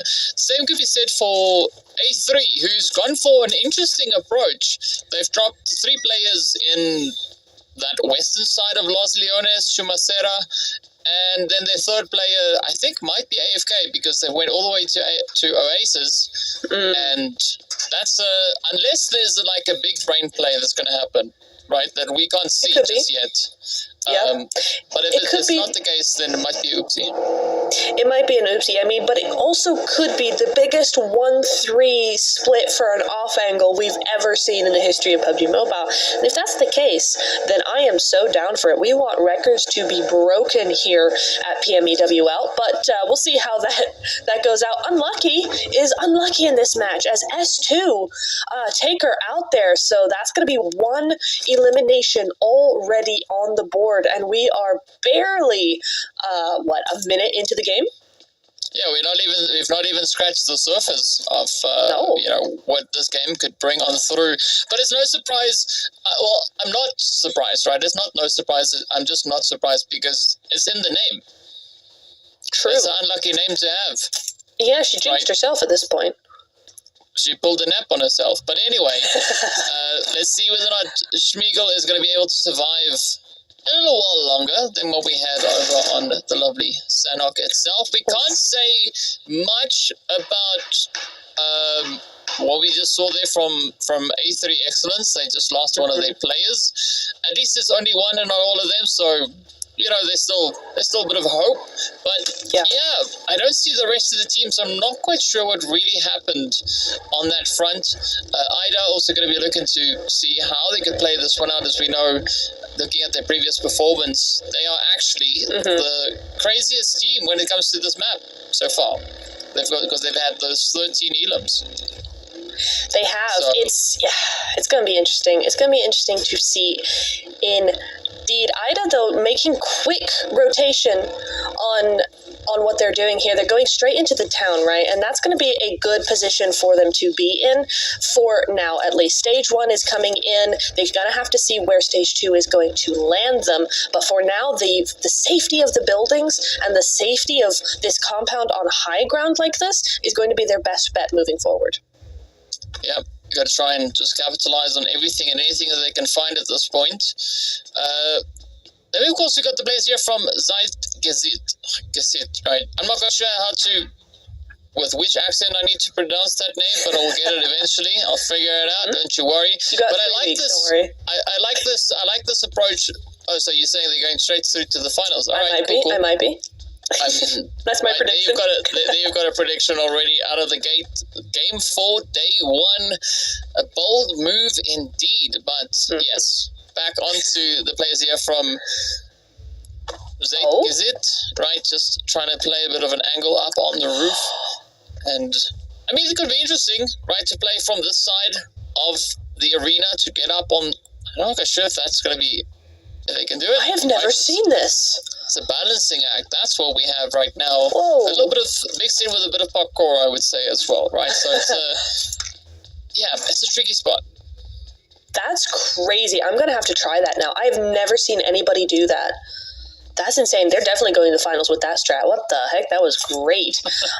Need to use that in my own gameplay. But anyway, going back over to Ida here. Again, just waiting it out, looting it up. Interesting to see that actually this city, Los Leones, I was going to call it Yasnaya, and I was like, it's not it. Los Leones doesn't have anybody in the city yet. And Yeah.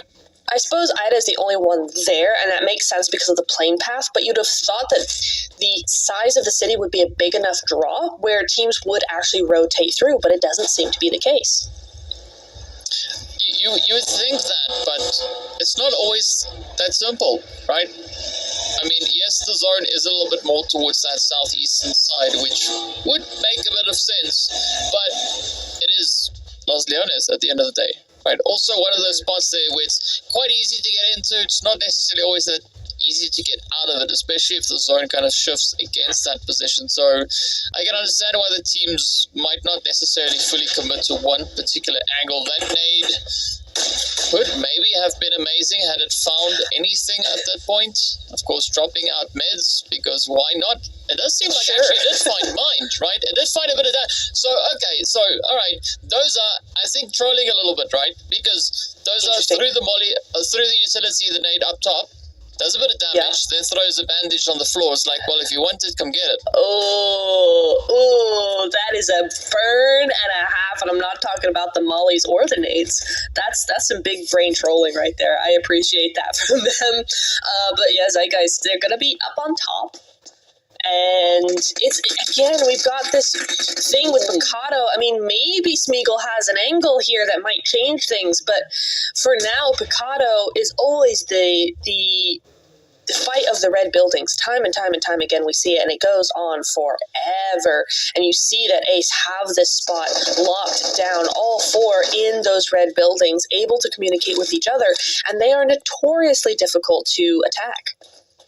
Yeah, because there's so many different angles that you can push on as well as get pushed from. So let's see whether or not Zeit is going to be able to get their hands on the prize here.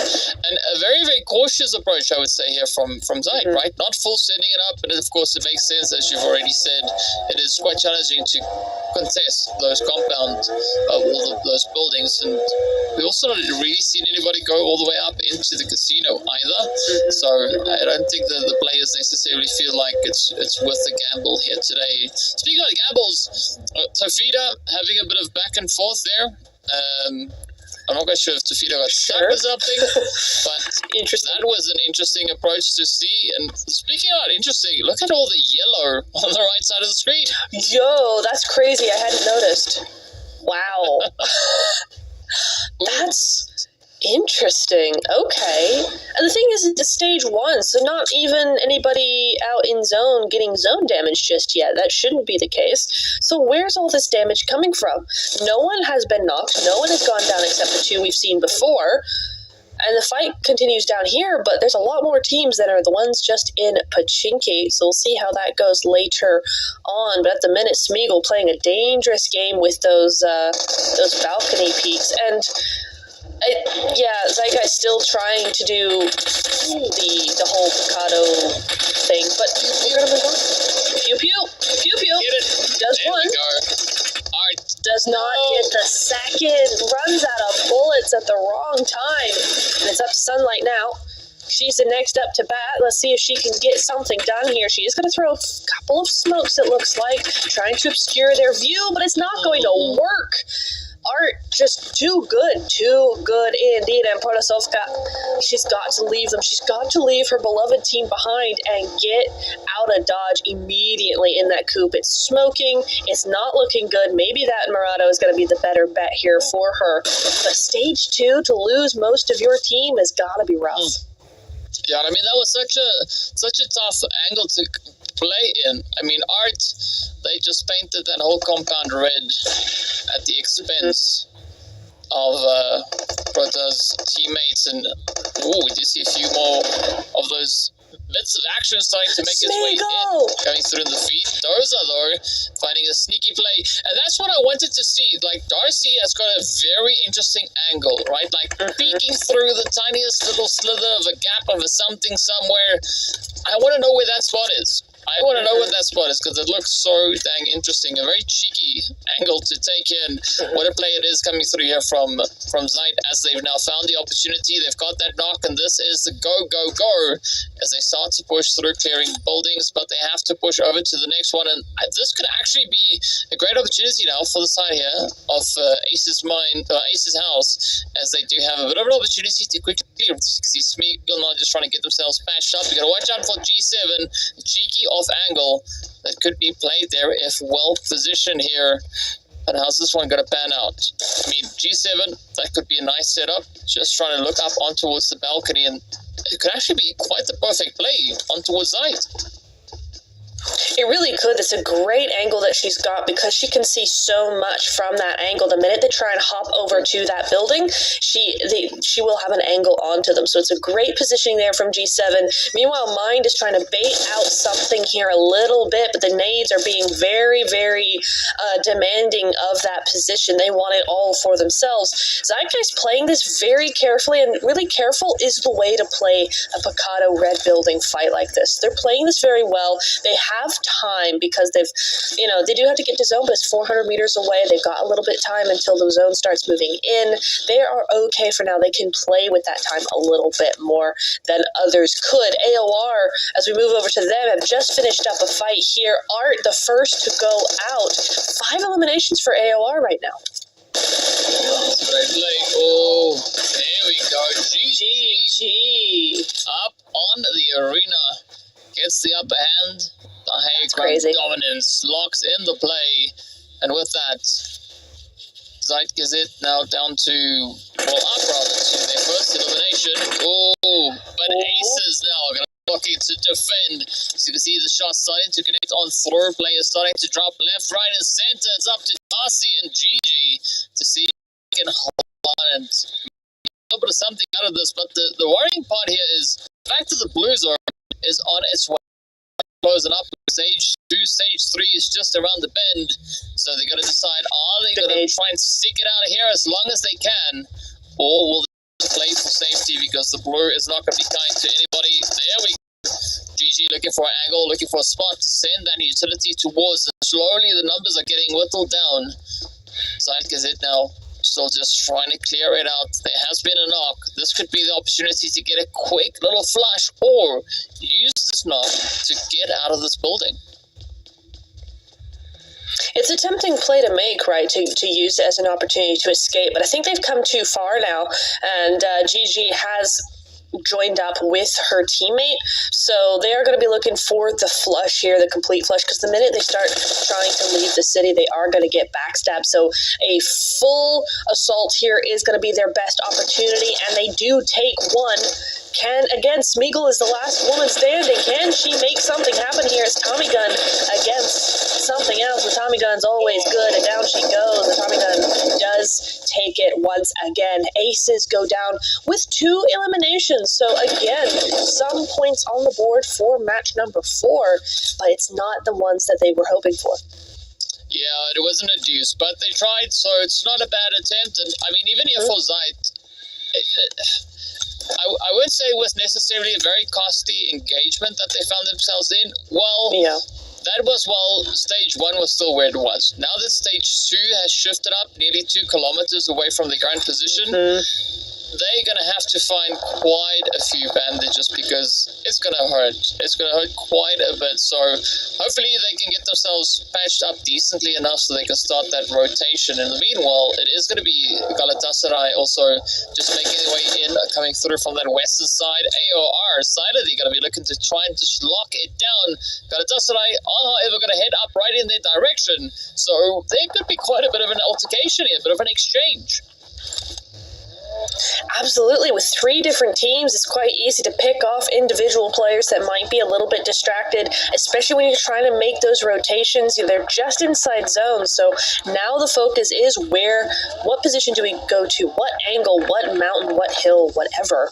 And with 3-4 different teams all there, it's going to make things very, very chaotic for them. Galatasaray, the Queens of Chaos, they should be able to be okay with this, but Mari does go down. So Sima will have to, I guess, maybe die out here. I don't see her teammates being able to pick her back up as R8 now appears in that elimination feed as well. It's just going crazy over there in the elim feed, to be honest. There's a lot of nades being thrown around as we look to other points on the map, and as the zone, you can see the zone, you can see why. It's gone to the south side of Impala. It's a lot of mountains. It's a lot of open spaces that no one wants. Yeah, and I'm actually looking over towards Ida, right? That area that they're starting to move into, that could be quite a bit of a setup, right? Nice bit of elevation there, quite a good reach that they have if they can play all the angles properly, and I'm pretty sure they'll be more than capable of doing that. So I'm curious to see how that will pan out for them. Speaking about pan, Galatasaray. They got out of the oven and hopped straight into the frying pan. As you can see, the molly is now just making its way on in. Let's see whether or not if Hilal can survive. Well, the shots come in one after the other. R8 trying to sneak in a few of those cheeky eliminations off the edge here, and quite a bit of contention. But it's not all over on it just yet. You can see Kali moving in, trying to ask for a res. But it is not been here. As you can see, Mali just locking it in. R8 Sapphire being an absolute nuisance to the side of Galatasaray. But they're not done yet, right? They see more players there. Now they're going to start to push up, try and see if they can maybe get even more eliminations. Seeing that they've got 1 on board, they could be 3 more up for grabs. And Boars, he's just going to be keeping it nice and quiet, seeing that they only have a 2-piece left. Yeah, I mean, why not? You've already gotten a couple of those knocks, a couple of those shots. You know the angles pretty well, and this is your chance to shine for sure. You know they're now outside the building, so there is going to be a trade here. Molly is going to be doing a little bit of work while her teammate pushes out, baits them all out, and gets the job done. GG's. Nicely done. I mean, AOR played that super well. They get 8 eliminations, but it's R8 with the third party time and time again that ends up winning that fight. Yeah, I mean, it was a good play coming through from R8, but you also got to give it up to AOR silently, right? That was their best play on Miramar yet. Right? Yeah. The previous one, they got 4 elims. Now they doubled it. They got 8. So the team's definitely doubling down on the carnage here. I'm curious to see what the players here from Legacy are going to be doing as well, because they had a pretty decent performance in our first Miramar of the day. So far, Jerry, well, we can't say all that much just yet because Jerry is knocked out on the edge. Hopefully, Jerry will get brought back up on their feet. Boars, though, I like this position. Still got to watch out for the edges, right? Because they could still be quite a bit of danger as Nate now experiences that first hand is up to Mary. He's going to be looking to push all the way in, and there's only one way to go, right into the clutches, the jaws of Ida waiting up ahead. I mean, it's interesting because Skin Legacy, GG's. But Skin Legacy have done decently so far today. We keep seeing their names pop up, whether it's a good position in zone or they're popping off in a fight. We keep seeing them. So it isn't the best result for them. It's a 0 elimination, 0 placement point game for them. But I don't think they can be too mad at how today has gone so far. Can it be better? Absolutely. But they have done a really good job to stay middle of the pack. So if that's what they're aiming for, so far it's been a really good run for them. So they have one last game. We'll see how they do in that. But so far, honestly, I would not be mad at this day. Yeah, I mean, it's nothing to look down upon, right? The team's still playing very decently, and it is only day 1, right? Yes, there's only 2 days per group to qualify. Sure, we know that.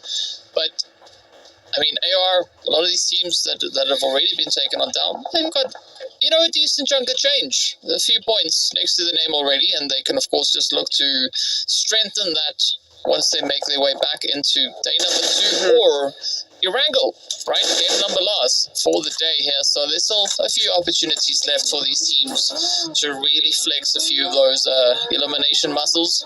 So we'll see soon enough how that one will pan out. Speaking of panning out, Whoa! what was that? We've got R8 Lara just going like, I'm over here, find me please. And her teammate doing that same thing, but without a vehicle, is crazy work. And yet, I think Boars were just so flabbergasted by that, they couldn't shoot. And so R8 come out of that one alive somehow. But look at the positioning from R8 actually up onto that hillside. They're just looking down at those teams on the coastline, and it's going to be kind of GG's for those teams, because yikes, that angle is a good one. But we do have Ida.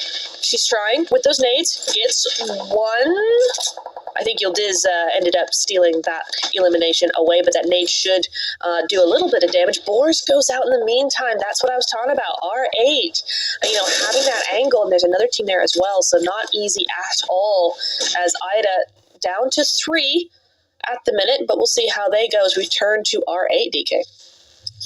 Yeah, they are just up ahead there. As you can see, Taste now finding themselves in a very, very interesting and I think somewhat challenging predicament. I mean, the blue zone edge is just there.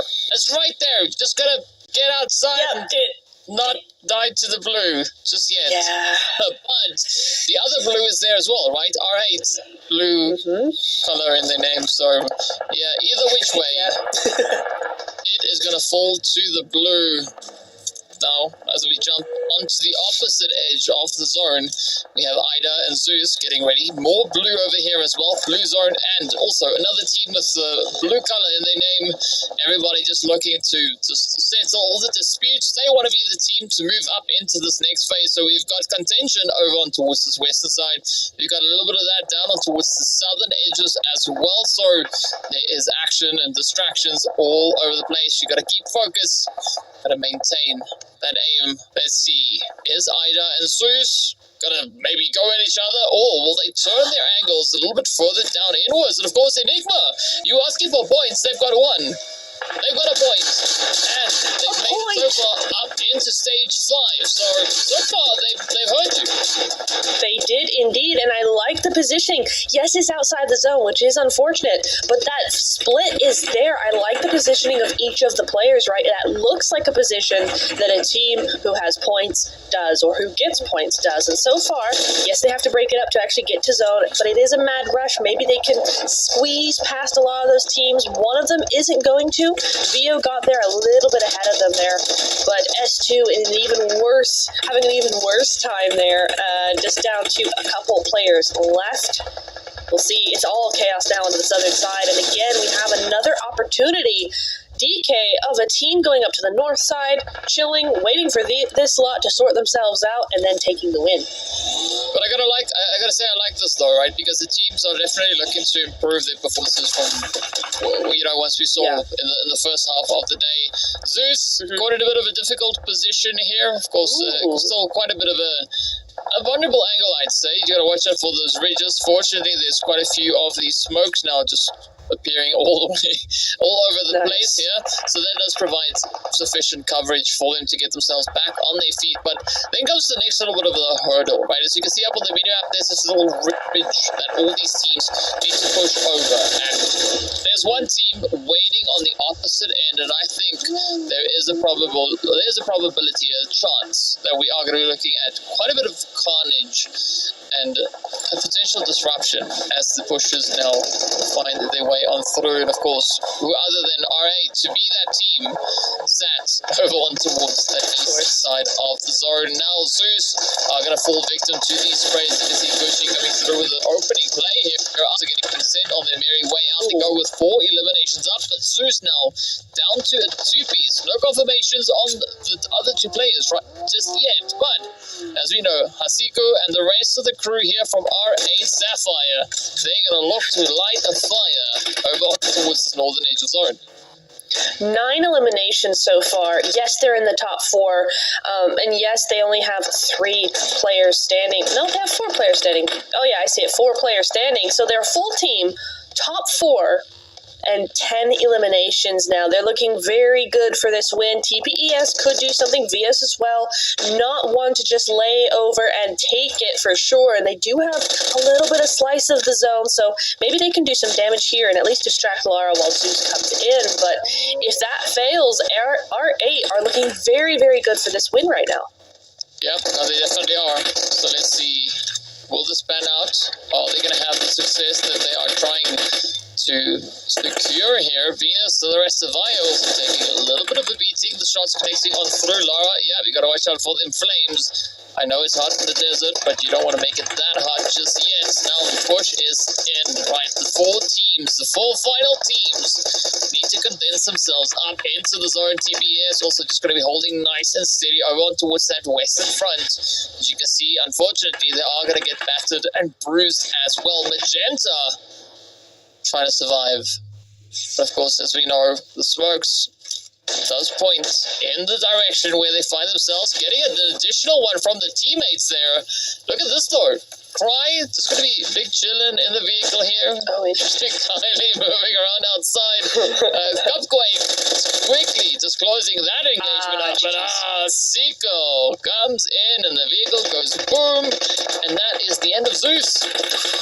And the end of Magenta just goes down very, very quickly. This is the type of games we see with the Women's League. It's all done in a flash. It's TPES, once again, Repna, the last player standing for her team. It's a 1v3.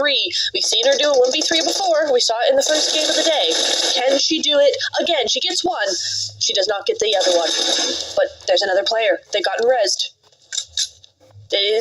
Hope is still there a little bit for TPES. They do have 2 down, so it's just going to be Gucci and Lara down up for our. But they're not trying to push just yet. They know that things are not good over in the area of TPES. They don't want to push that, but at the same time, they're allowing them to get that res back up. Semina is there, is down, but she has an angle, but can't connect the dots. Lara allowing them to be up as 2, and now it really is a 2v2. Yeah, I mean, Lara was in a little bit of trouble right there. Only had 5 rounds left. Unfortunately for Lara, the loss of the teammate did provide some additional ammunition to come through, but now it's going to be the push coming through here from Gucci. Cupquake cooking up the nade. Where's it going to go? Is it going to find its way and alleviate a little bit of that pressure coming in? Cupquake needs to watch out. One misplaced position here could cost the match. R8 already on 15 eliminations. This could be the biggest game that we've had so far here today, setting the standard with the aggression. And now Lara, Gucci trying to play it nice and quiet. There we go. The follow through is there. Cupquake now the last contender remaining, standing between R8 and that winner chicken dinner. Where's it gonna go? Cupquake, gets deleted. Down they go. And the very first winner chicken dinner for R8 Sapphire has been secured. They get it right here on the desert. And of course, looking at their overall play, I mean, it seems like the teams have this mentality cooking here. It's like, we play a few games, we see how it goes, and you're like, nah, we can double that, easy, let's go. Yep. Yeah, it's insane. They held that together so well. Again, they positioned themselves early to have the quiet part of the zone. They positioned themselves early to have proper positions, like a 1-1-1 split slightly over the ridges, right? They had that position early. They knew what to do with it early, and everything was early. That's the key to winning these games when you're in the Women's League, is preemptive, being ready for things, because when it gets to zone 6, zone 7, you're going to see that chaos every single time, because the zone is always going to shift somewhere, and the southern teams are always going to be at least 8 of them down there, and you have to clean them all up, and R8 did that in style. My goodness me, what a game from them. And that, if that doesn't get them to the top of the leaderboard, I don't know what would. Yeah, I'd also be quite surprised if that wasn't enough to catapult them that extra little bit further onwards, because as we know, R8, you know, they've just been cracking away at this, trying to get as much of these points as they could possibly secure. Of course, coming into the game itself, they were tied on 28 points with AR, right? I say tied, it wasn't a tie. AOR Silently and R8 Sapphire both had 28 points to their name. But yeah, this could maybe be the pole position play to catapult R8 right up into the top of the day here. I mean, I think it would be very well deserved looking at just how they've been grinding away, securing 2,900 damage and 17 eliminations. That is the fattest chicken that we've seen so far today. That's crazy. That's nearly a 30-point game. And when all the teams, like number one team, only has like 30-odd points, you're looking at doubling that in one game. That is insane. What a game from R8. I mean, they've had that consistency the entire evening, right? They've been doing that time and time again, and it's all accumulated. All that momentum has just boiled down into this one game for 27 points. That's crazy. Really, really good job from them. I mean, the thing is that they stood out, but they were not the only ones performing, right? You see across the board here on this match summary, that's not all them doing this. I mean, it's crazy what this lobby can do. Yeah, and they just warming up, right? This is just day one. This is just the first day. Tomorrow we've got a new day with new teams and new players and everything new. So, yeah, I gotta say though, it is looking pretty hot and spicy as Gucci secures one of Nectura's Bell of 1,000 damages. Off you go, Ding, ding, ding. Ding, ding, ding. Bell of 1,000 damage. There we go. 9 elims as well. That's crazy work. Yeah, what a play though. So, I mean, Gucci, that was great. That was a really, really phenomenal performance that we had coming through. Yeah, it was, right? At least you said it and I didn't, otherwise it would have been too much. But either which way, here we go. Looking at the points, the stats is going to be a 27 bomb getting dropped there by R8. TPS, though, also keeping up with the consistency, right? I mean, going through with those 9 eliminations and looking at what they've been able to accomplish so far, this is their best performance, right? Because the previous Miramar, they had no points. Now they've got 15 of them that they secured right here. You asked for Enigma to get points. They got 2. Yay! They got 2. Right? Yes. 3 also needed points on Miramar. They had none. They've got 1, right? So plus is plus. Plus by how much doesn't matter, but plus is plus. Absolutely. Yeah. You're right. One thing I am surprised to see, though, is Galatasaray with 1 point on the Miramar of the day. That is unlike them, but we did see in that fight, they kind of got third-partied to smithereens just slightly there. So, GG's nonetheless. But yeah, it's going to be interesting to see the leaderboard. Oh my goodness me. R8 at the very, very top. 1 win and 40 eliminations. And if you look at Zeus, who have done very well today, their eliminations are 19. But also, R8 in eliminations alone has as many points as Zeus has in totality. Oh, you're right. That's scary. Yep, that is scary. That's crazy. Like, why? We love it. It's amazing. Big congrats to R8. But now there's one team, right, that breaks the baton in the top 5. AOR.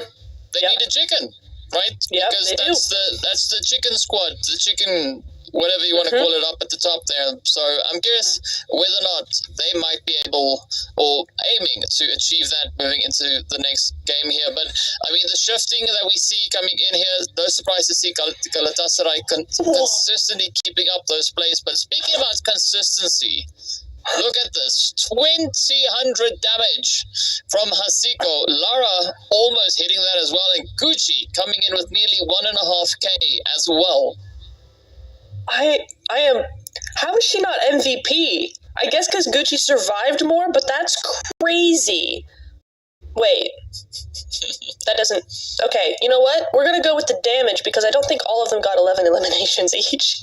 But that's total, probably, yeah. Maybe. Anyway, but you know what? Hasiko with 2,000 damage is insane, and I wouldn't put it past her. The way she's been playing the last 3 games has led up to this point, like I keep saying with RA in general. It has led up to that point. So honestly, you get 6 ding-ding-dings just because it's 2,000 damage instead of 1. That's insane and crazy and awesome. So hopefully, maybe DK, they can bring that into the next game, right? We're going to be looking for our final game of the evening of day 1 in just a few minutes, but we'll see how that all pans out soon as we head into a short break.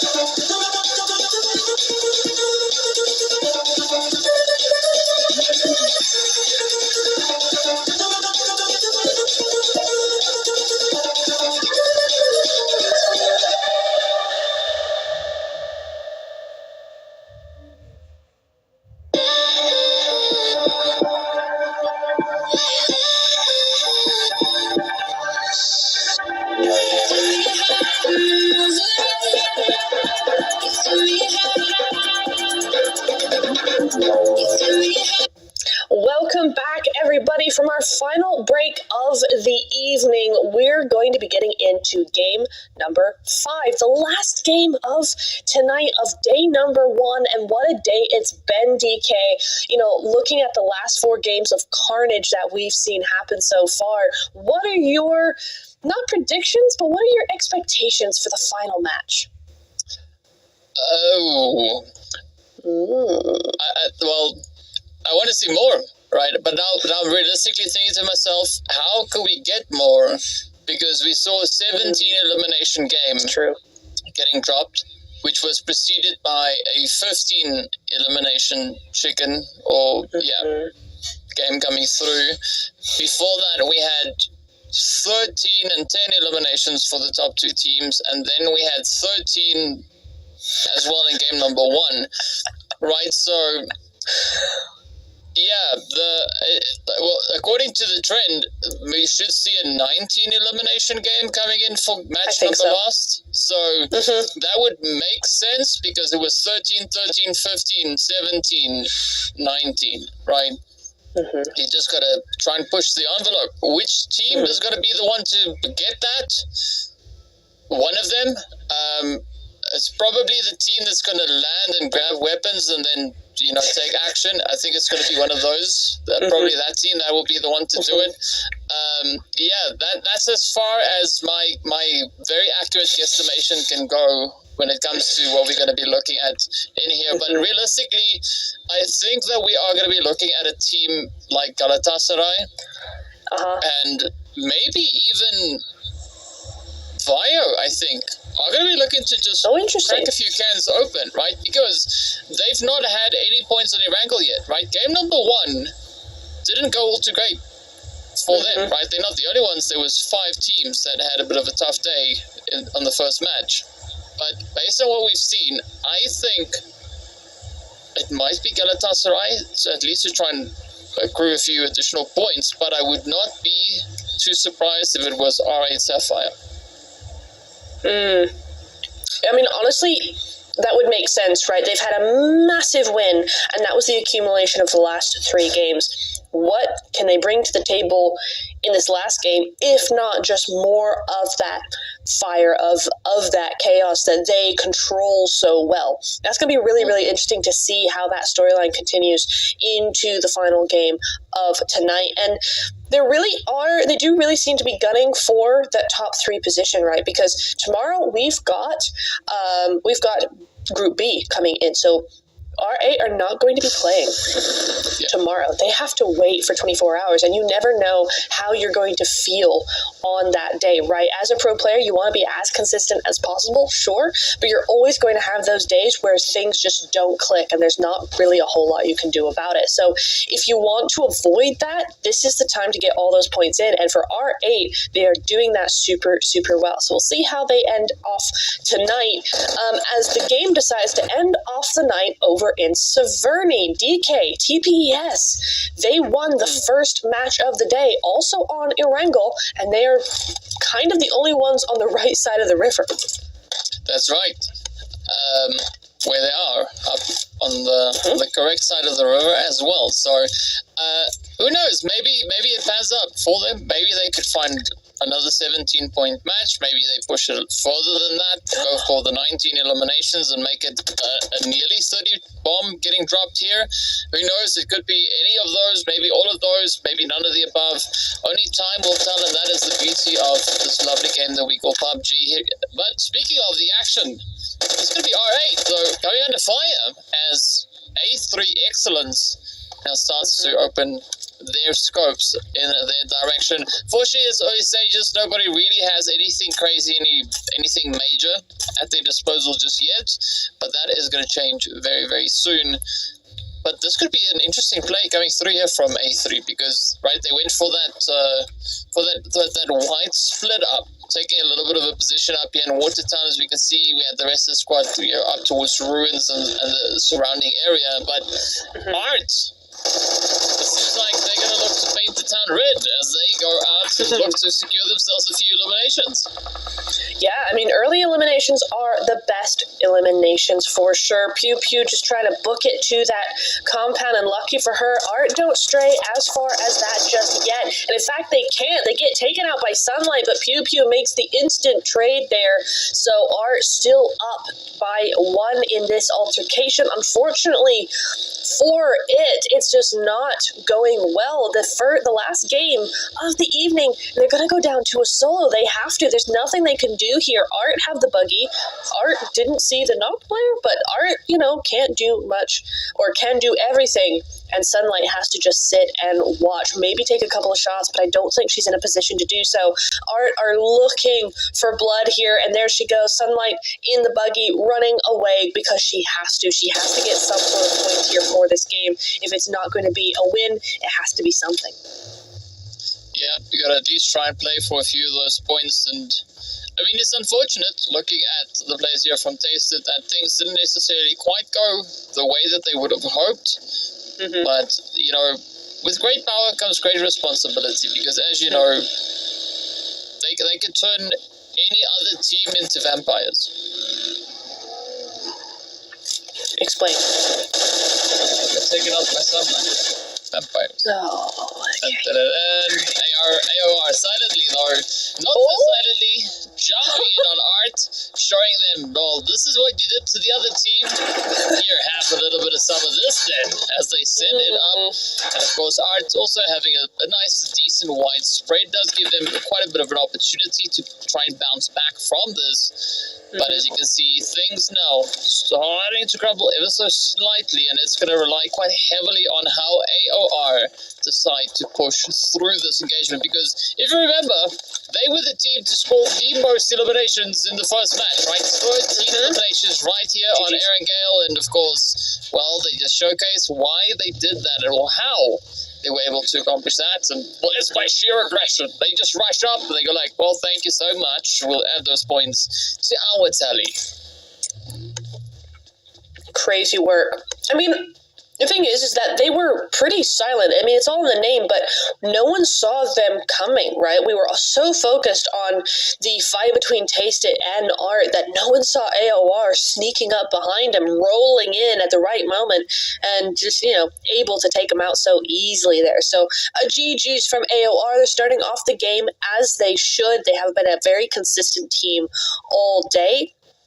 And why not go out with a bang here, get as many points as possible? 3 at the top of the board, the only one so far with that number and being still alive is a pretty good run so far. We'll see what they can do. Sunlight, though, has been given a little bit of revenge, not by her, but at least, Art is gone now. She doesn't have to worry about them anymore. What she does have to worry about is 2 players right above her, or right below her, rather, both looking in her direction. Does she know they're there? I sure hope so. Well, we'll find out very, very soon whether or not that is the case. In the meanwhile, AR still going to continue with the attempts and even more carnage here as they now take a bit of action over on the side of a hospital. And they look like, I don't know, like vultures or something as soon as they've wounded their target, they just full send it. They're like, well, Yep. here's the opportunity, let's go and try and get it. I'm not quite sure if they are going to pursue that all the way. Oh, actually, they're going to look to entrap the side of Zeus here. Cry goes flying again. We are seeing players up in arms, up in the sky, up in everything. And here we go, up in the scope. As Cry went flying and now takes quite a bit of a beating here.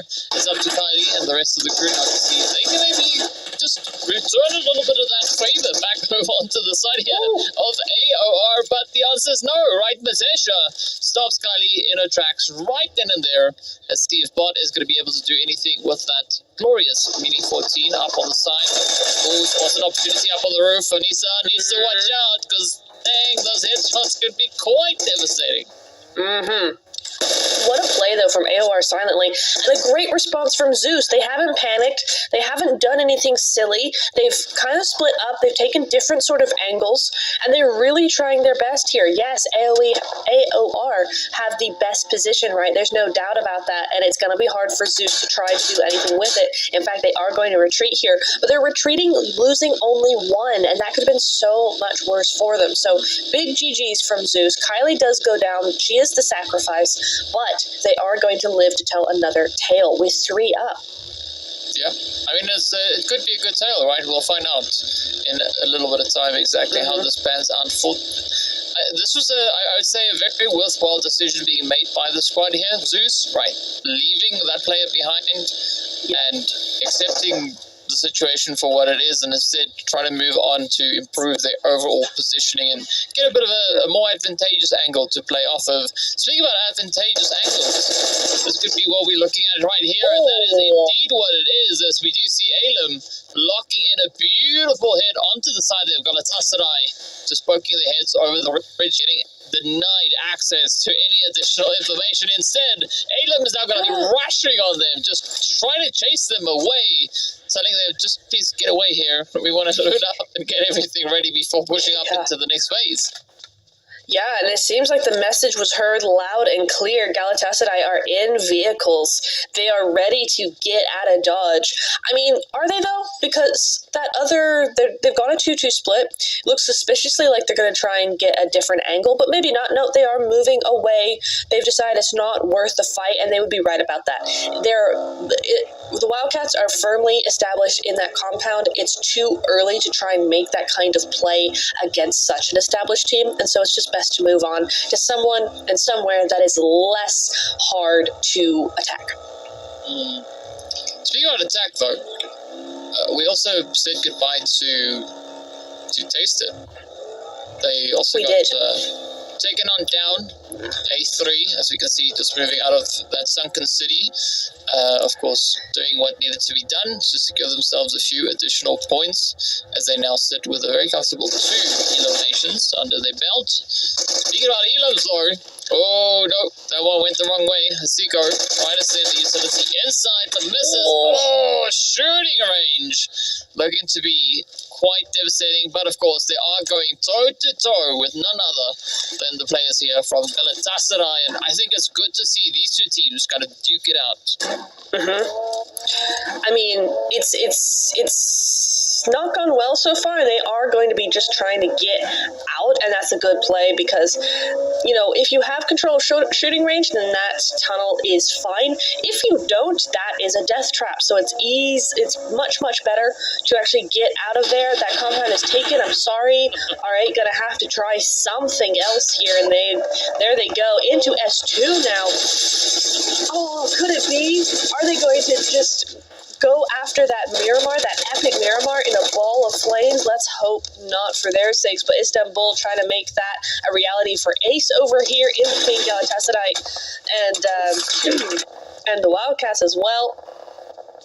Not looking good at all, but at least Smeagol's alive. And actually, only Mind was caught out there, so GG's. Yeah, I mean, Ace's house said, you know, we don't mind, it's okay. We can work with a 3-piece. We need the rest of our players here to contest against the side of S2. You can see holding up on towards that northern side here of the lovely Savoni. So this does turn the situation slightly on its head, but I mean, it's not the only spot where things are turning, as we do have Vaio and AOR also going toe-to-toe. The shots connecting off through utilities getting sent this way, and that Venus trying to clutch it out, but unfortunately gets right on down. You can see Magenta moving up in the window. You got to watch these angles so far. Vaio down to 1. AOR, there's a potential that they could get right. Oh, very cheeky play. Magenta gets tased on, and down they go. Vaio Esports getting sent away, and just so close. AOR almost getting backed up, but they still managed to hold on. Aces, though, again, not looking to get super aggressive, and I mean, rightly so. As you can see, we've got R8 holding on that southern side. S2 still pretty present up on towards the north, so they're going to be very careful with how they move through the rest of Savoni. Yeah, I think if you're in Severny, this is really just a sit and wait kind of game. The zone is going to be moving in soon. What are they doing all the way out there? That's interesting. But anyway, if you're in Severny, I think, or if you're anywhere, I think you really just hold your position. You hold and hold and hold. You don't make noise. You don't move. You just wait and see where the zone is going to take you. If the zone is gonna be where you are, if it lands on Severny, then just stay still. Let the other ones do what they're gonna do, and you can clean up later. We've seen it time and time again so far this evening. So why not do it again? I mean, that would be the way I would do it. A3. Maybe not so much looking to do that. I don't know what they're doing. Oh, they're just positioning cars. Okay. I thought they were all going to move. I was like, no, that's a good spot. Max likes it.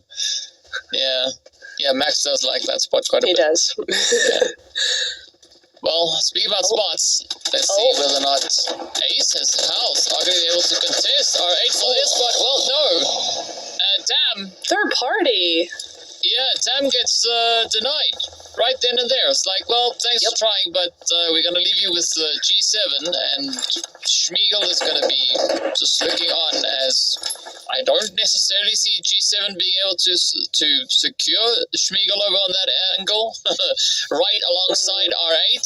So we've got R8 and G7, right, coming through with the letters and the numbers. We get to see who's going to be getting that one in the bag. And of course, to add to that, S2 also then still just slowly advancing their position up in the north. I like that from Raven, just doing a little bit of that information gathering, just a little bit of a peek here and there, poking their head out to see if they can find any information. But you got to watch out, make enough noise, and those two other squads that we saw down on the southern side might also see a bit of an opportunity. And then, of course, we added another team up in the north as well. So there's 5 or 6 teams in the vicinity of Savoni that we could see. There's 2 more just over on the east. That's crazy. I was wondering what was... Oh! No way, she didn't hear them. Raven! Girly, what was... Okay, moving on. We're not going to focus on that too much, but TBES has a very easy entry into the zone, into the city, but now we got a billionth team coming in. A3 trying to make their way. Oh, she goes too far, unable to get it out of the water. She's stuck on the beach. I mean, it's a nice off angle, but it's very, very open. And it's just a trio left now. Boars Gaming do go out 0 points on the board for them, unfortunately, for this last game. But everybody has kind of decided that Severny is the spot to be in. It's the place to go if you're cool, and everybody wants to be cool. So they've all gone to Severny, but it's quite crowded now. It's a little bit much. I mean, it's no surprise with the zone being up in the north, right? Severny is kind of like the hotspot that we see the teams now trying to get themselves situated in. And as they say, great minds think alike. True. Yeah, right, great idea. Now it's all going to be down to who will be the one to hold on to this position, because there is going to be a lot of contention here. I mean, it is just so congested already, and we still have 14 teams left. I mean, this is Savoni. We do have a shooting range just a little bit further over towards that western front. We did see a bit of action happening there not too long ago. So I'm curious to see if anyone's going to maybe trickle in from that side as well. But you were talking about A3 just pushing up into the ocean. We do see Dix3 up there getting stranded. That's kind of what happens, right? When car meets water. It's not meant to work that way. It's not good. Yeah, it's not a boat. DK. Yeah. You see how many eliminations AOR has compared to everybody else? Yes. That's insane. Remember I said this thing about 19 being the number and AOR needing a chicken? I vaguely remember something like that I mentioned once or twice. Yeah, with that 13 could be teams left, yeah, definitely. It could be in play, right? I don't want to say anything because I don't want to nip nobody, right? So I'm just sit here and talk about teams on the southern side who are going to try and get themselves somewhat secured. It's interesting to see the Istanbul Wildcats next Ria squad holding quite steadily over on towards the southern side. I mean, and coming into this event, I actually said, I was curious to see what the new additions to the team are going to bring to, the whole interaction and the synergy that they've got. So far, I mean, it's looking pretty decent, right? We'd love to see a little bit more come through, as always, right? But in general, the Wildcats, they've not been performing bad at all, right? They had 13 points in the previous Erangel, 9 of which was thanks to aggression, those eliminations coming through. So it does seem like there is, a decent amount of synergy over there. But speaking about that, the Enigma just getting absolutely rushed. Of course, it is going to be Ida just knocking on the door, saying they're here for inspection, looking to see if everything is in order. The answer is no, as the Enigma dolls will not make it past it. They at least do end up with a point to their name, right? So things are looking up and up. And look who it is for a third party coming straight in here. But Ida able to hold them off just a little bit here. Fireshine, she's got one, but cannot hold a second there. And geez, it is going to be Zygazit to actually get that third party, and a really good third party as well. They're going to be able to res everybody back up. They've got edge of zone. They've got a small compound to work with. They're going to be a full squad. It's GG's. Yeah, I mean, good play. Right now, they have a little bit of breathing room over on towards this far southern side. As we saw, the majority of the teams, pretty much almost everybody else, are all crammed up into... honorable. Crammed up into Savoni itself, and you can see those rotations are coming through as AOR look to get their share of the action. But of course, the Zoran has moved a little bit more over towards that eastern side, now shifting the pressure. And this is where we are going to be seeing these compounds being quite heavily contested. But I'm curious to see if anybody has actually moved to that fuel station that's just down the road. Right? Yeah. I mean, it's a spot that is a really good position generally. You do have some good angles that you can get from it, but we haven't seen anybody really on that side of the map yet. A lot of the concentration has been in Severny, but now as the zone shifts away from the city over onto that side of the zone, you might even see Galatasaray be some of the first to move in there as we see them just try to escape completely. But no, they're going to the beach as AOR go out. We nept them. DK, we nept them. Wait, what we is this? What we is this? I was not involved. He was the first one to mention it, chat. Don't let him gaslight you. RA as well, though, did leave. I mean, I think that's not a bad idea. Necessarily looking to just try and play towards that more eastern side, as I mean the congestion here is just crazy, right? You gotta either just get stuck into the fight, or you gotta play the best game of hide and seek that you've played in a very long while. Obviously, I don't think the hide and seek approach would be the best one because it's a bit risky. But now it's going to be TPS, so we're looking to see if they can maybe find a little bit of something. It is going to be Swan singing that song up on the roof, finding the angles, and World Cup Quake.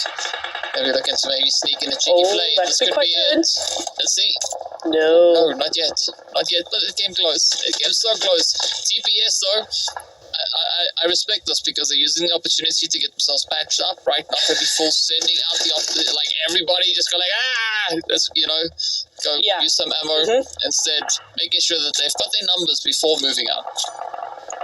Yeah, they're playing this slow and steady as you need to when playing these kinds of zones. And Galatasaray, getting a little knock on the door, but it's the back door. Look at this, coming straight in. Jerry can not do something here. Nade might be able to as the cars go flying.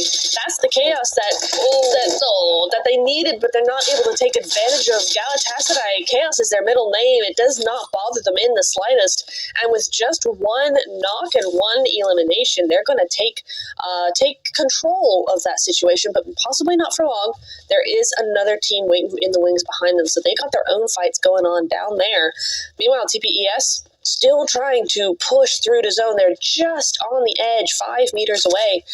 But that 5 meters is across the road, DK. Yeah, I mean, it's safe to say they're edging closer and closer. And speaking about closer and closer, we got Zeitgezet also now starting to push on through, trying to just poke and prod onto the edges here of Galatasaray. But it is a very difficult angle to play coming in from this eastern side, right? Not a lot of hiding place to really utilize. So you're either going to be quite aggressive or bring some of this mobile hard cover with you as you start rotating into the region. Of course, that zone now getting super tiny, and we still have 5 teams, 14 players left to try and duke it out. We did see Swan also now there in the feed getting picked on up. Galatasaray looking to spread themselves out, trying to make it a little bit more challenging to get an exact angle on towards them. Hilal, though, keeping a nice bit of an angle here. Doza does send it out. Is the utility going to find any damage? Not just yet. Fortunately, that smoke actually, paying dividend to the side of Galatasaray. Yeah, it's interesting because it is meaning that Doza's able to cross that road and get the angles that she needs, but Galatasaray also able to move at an equal amount of advantage there as Darcy does go down, and now Zeitgeist are trying the same thing that a team tried not minutes ago, and with a little bit more success, it seems like, as Bestia does go down as soon as I say that, but it is Seema. She does this a lot.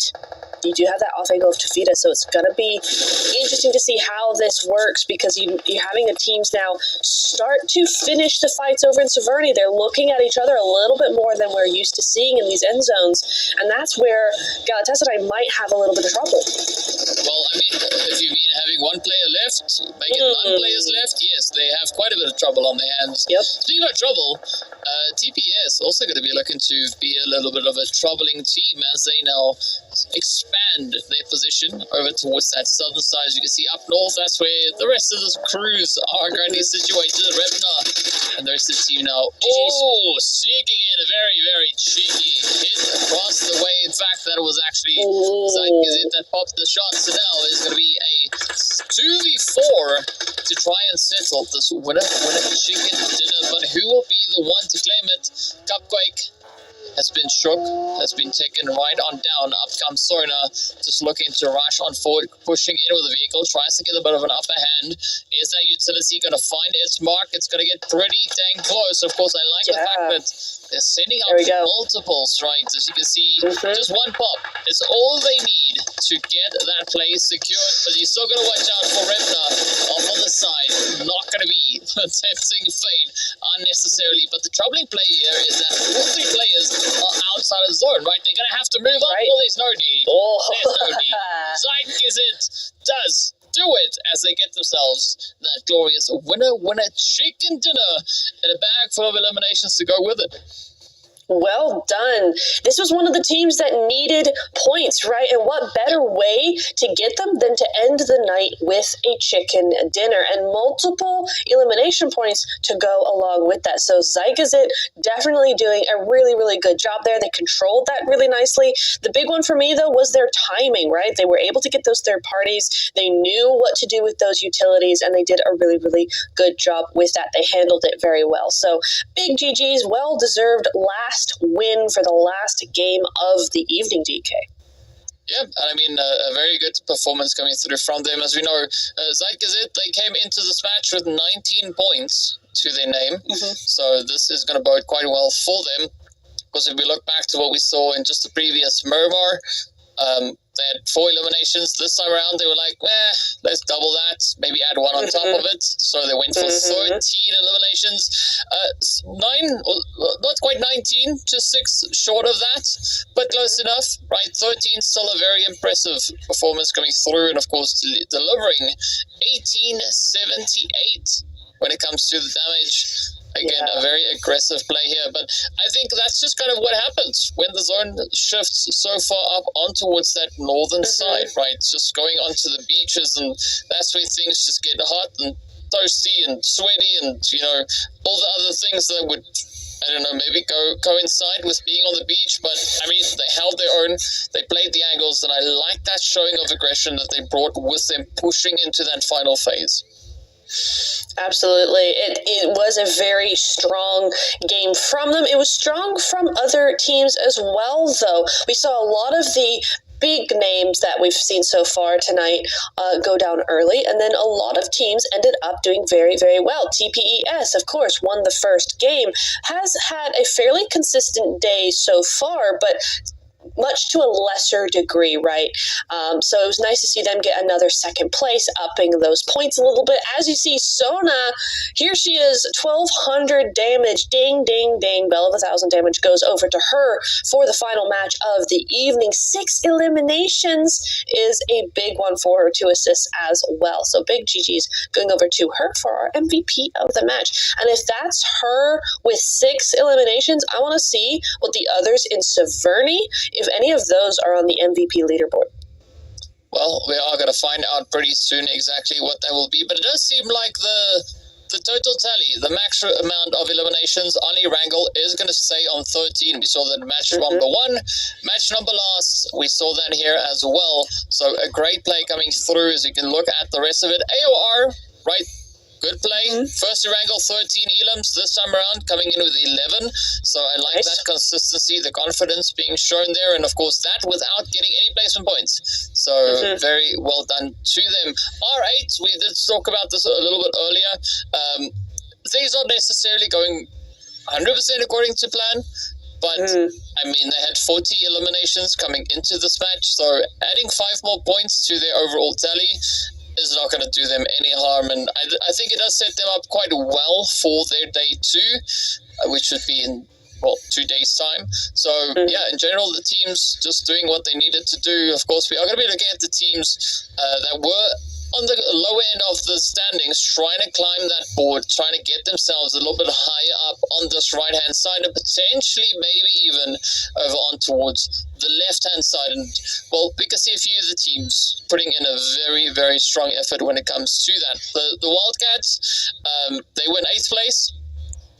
But now they've moved down to 9th. So not a big major shift coming through with regards to them. Of course, nothing also really changing over on towards the side there of Monarchy.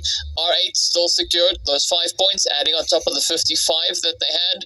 Does just secure everything. But we did see another change. Zeus, they were up in 2nd place. They've got now moved down. And of course, it's as a result of TPS doing what they did, securing themselves 25 eliminations in total now, and climbing all the way up into 2nd to sit alongside Galatasaray on 48 points. Yeah, the thing is that Zeus makes such a dramatic shift downwards only because it's like 4-point difference between 2nd and 5th. So it's very, very, very close there. But we look over to our player focus. I see week 1, day 1, total elimination 16, 15, 11. This damage is insane, though. Over 5 games, getting this many eliminations and this much damage is kind of crazy. So GG's to Kitty, Gucci, and Hasiko. Of course, Hasiko is here because she's been star of the show for multiple games for Scherzies. And now we're going to be seeing them, what they can do into game or day number 2 on Friday. Yeah. And I think it's going to be quite exciting to see what kind of a change up is going to come from these teams having a day to kind of re-strategize. Now that they've had the opportunity to see what the matches are like, what the group is like. But of course, we gotta reset all of that again tomorrow, right? Then we get into the first day for our next group, right? 18 more teams that are going to be looking to grind their way through. So, yeah, I think this is a good foundational play, especially for the teams that found themselves at the higher point of the standings here. And of course, we are going to be hopping into a quick little bit of a comparison here between two of our top aggressors. As you can see, Kitty brought in 42.11% for the team, right? Their contribution to 16 eliminations is worth 42% of the team's overall points. And of course, for Gucci, comes in on, 33.33, so that is a third. So that does put the team on, 45 eliminations in total? Doing some quick math. Something like that, yeah. Don't always trust Costa math, but I'm pretty sure that math was accurate because... Right, it's a thought. Sure. It makes sense. But yeah, I think a very, very satisfying day one. The teams doing a pretty good job here. I think the onus is going to be on the teams that find themselves on the right-hand side of the standings, right, from 10th or 9th place downwards. If they want to make it into where they want to go, they're going to have to try and play it. But of course, as we know, day two is going to be a tough day because we've got the teams in the top three that make it straight into the finals. And then it's that slot between 4th and 15th, which determines who will be moving on into week number 2. So you don't want to get caught in slot 16 to 18, right? If you want a little bit of that continuation, you got to try and bring all the aggression you can muster into day number 2. Yes, you do. And, it's going to be really stressful for a lot of teams. I think on Friday you're talking about the different slots, and when you're coming down to the last 5 games on Friday for these teams, it's going to cause a lot more chaos than we've seen today, if that's even possible. But before we get into day 2 for Group A, we're going to be going into Group B tomorrow, where we do this all over again tomorrow night, same time and same place. But for now, we are done here for this evening. We will see you all tomorrow. Thank you, DK, for joining me, and we will see you all in the next one for Group B.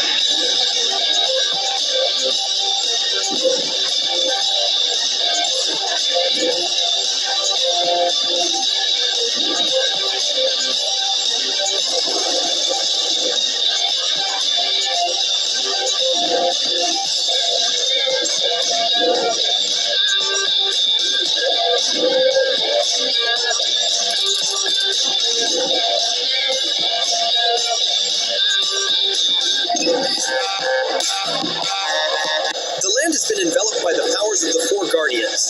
Throughout your cultivation journey, you'll run into various encounters and challenges. Sometime into a match, spirit collecting bells will appear, and all surviving teams will be separated into groups. Each group is assigned one spirit collecting bell, whose location is visible to members of the teams in the group. Approach the bell and interact with it for supplies to drop, and to activate a countdown. You can sound the bell repeatedly during this time. Each interaction provides supplies and shortens the countdown. The elemental powers will form a crate at the end of the countdown, after which the spirit collecting bell will run out of power and can no longer be used. Open the crate to get tons of rewards. Note that other teams in the same group will battle for the same bell. Use the mini-map to determine how many players are nearby. Also, skill cooldowns are reduced in the bell's vicinity, so use them to your advantage to guard the bell's rewards. Sacred Quartet's final challenge is to unite the four Sacred Guardians. During Sacred Quartet, you'll be able to pick up elemental fragments in matches. Use the fragments in the Elemental Clash event to combine elements. When you and your teammates each bring a different element into a match, and all members survive until victory is attained, the Guardians United Challenge will be completed. Players who complete the challenge for the first time can claim 200 elemental fragments from the event page and will unlock the new Guardians United achievement. Embark on your sacred cultivation journey now and forge your story into its own legend.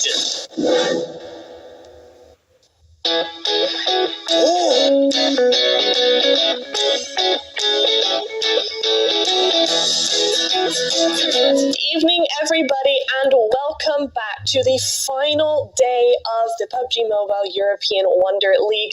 I'm your host today, Neptura, and I'm joined by DK. How are you, DK? Yeah, I'm pretty well, thanks. Looking forward to the last day, as you said, right? It's going to be a pretty crazy one, and yeah, I have a few theories in my head which I'm not going to share just yet, right? We'll see, but I mean, gotta be at some point, right? So, yeah, I'm looking forward to what the response will be coming into the final 5 games. We've seen a few teams try really hard to get points, and they have been succeeding in doing exactly that. I mean, yesterday was a phenomenal day coming through for the side of R8 Sapphire, as well as the Istanbul Wildcats next Ruya team. Malida Esports also had a good day alongside OOC Dreamcore and Red Team Blossom, right? That's a few names to mention. Those are just the top 5 teams. With performances yesterday, right? Not on this board, but what they did yesterday.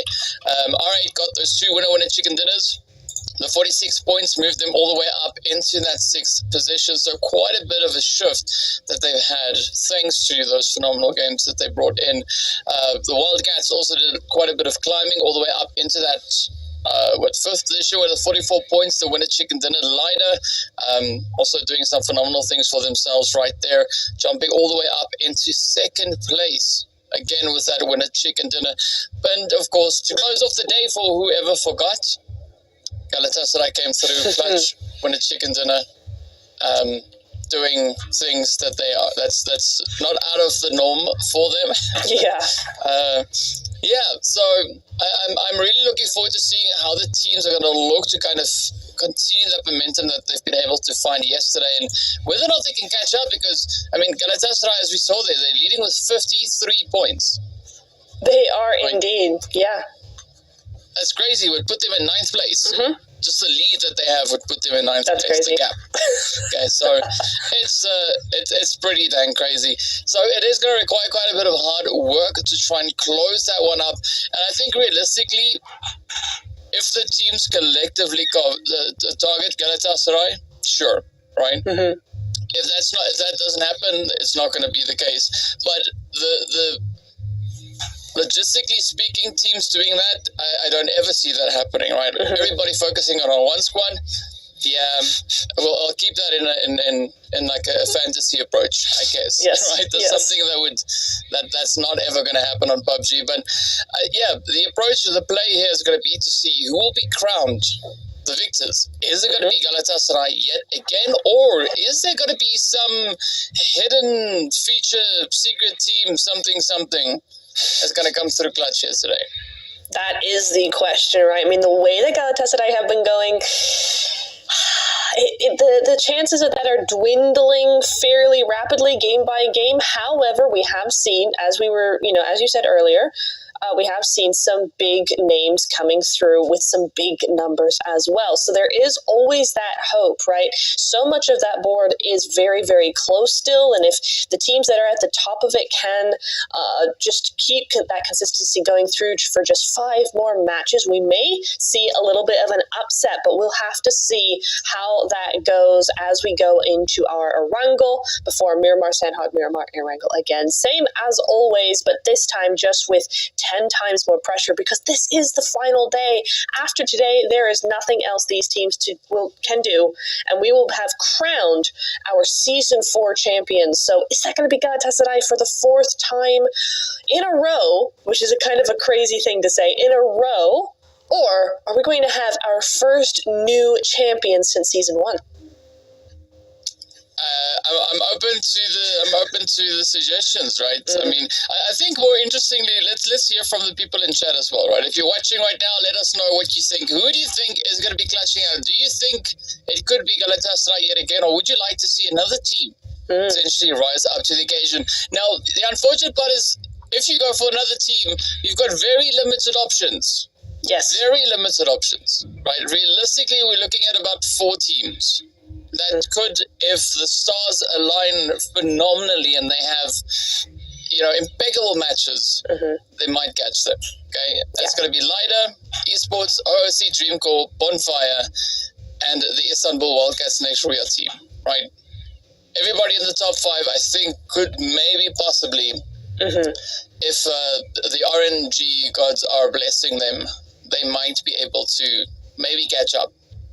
So. Yeah, let us know.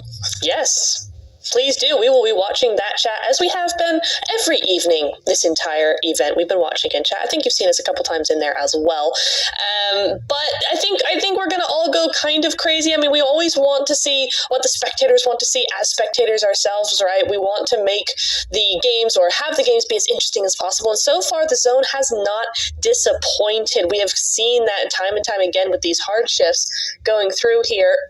And maybe we'll have that again. Hopefully for the teams, though, we've been talking over the last couple of days about how these teams really do want this first game to set the tone for the rest of the day. So hopefully, in this final day, PUBG Mobile can give them an easier zone, something where they can really just do their own thing.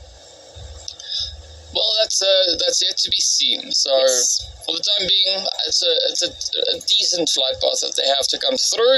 I think the big thing is going to be, where is zone going to go, right? You're asking for a nice and blessed zone? Sure, I'll take a zone. Any zone, pick a zone, that zone. Let's go. Right, I'm thinking maybe it's going to go down to that other spot down there towards Ferry Pier, or Sosnovka, maybe Malta, maybe even Novo. But I wouldn't say no to Everest. That would be fun.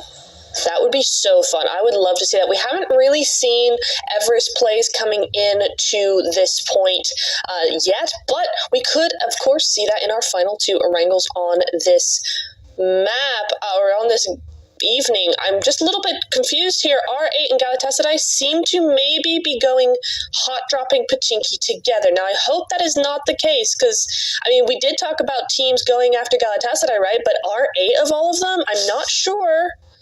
This is uncomfortable for me, DK. Yeah, it's, sure.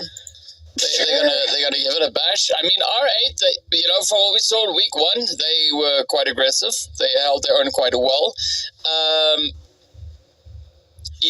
Maybe they're gonna look to try and silence Galatasaray. Good luck. It is gonna be a pretty tough one, but I think this particular engagement is going to set the standard of what we are about to see today from Galatasaray, right?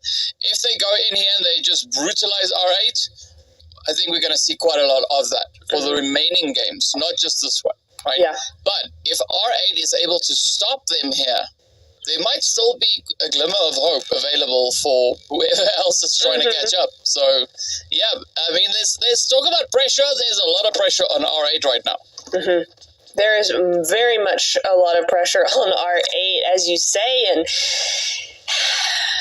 I understand why they've gone here in the first game, right? Because then they have 4 more games to kind of catch up if this does not go well. But this split from R8 is not what you want to see. That's going to leave Hasiko down on her own against 3 players who have that utility, who have those weapons, and the rest of her teammates are trying to rally here. But how much rallying can they really logistically do here? I mean, Hasiko's giving them the runaround for sure. I think Galatasaray seem to be playing this just a little bit cautiously, right? They're not wanting to lose any players, and so they're not being as brazen as we've seen them normally. That could play a huge role in how this fight goes down, but that is going to be Gucci getting taken down, but the trade is immediately there.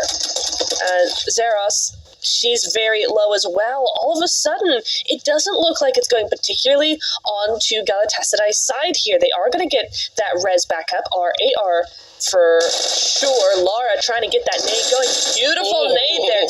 Great switch of target, and that's going to be just 2 up left for Galatasaray. And Carly doing her best here. Doesn't seem to quite be able to get it. She's got a mini in hand.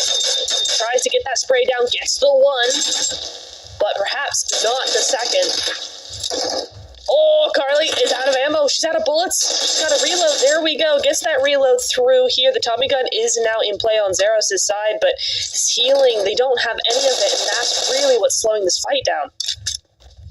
Well, you just got to give it up to the insane pacing that we see here. I mean, R8 holding their own exceptionally well. I'm not surprised to see that happen here, but just the flow of the whole situation is insane. I mean, R8 relentless, Galatasaray relentless, and it's now R8 holding on to a 2-piece very low in this HP bars, but now Galatasaray are going to try and bounce back from this, and they could still maybe get that fight under control as they're now raising up to feed up.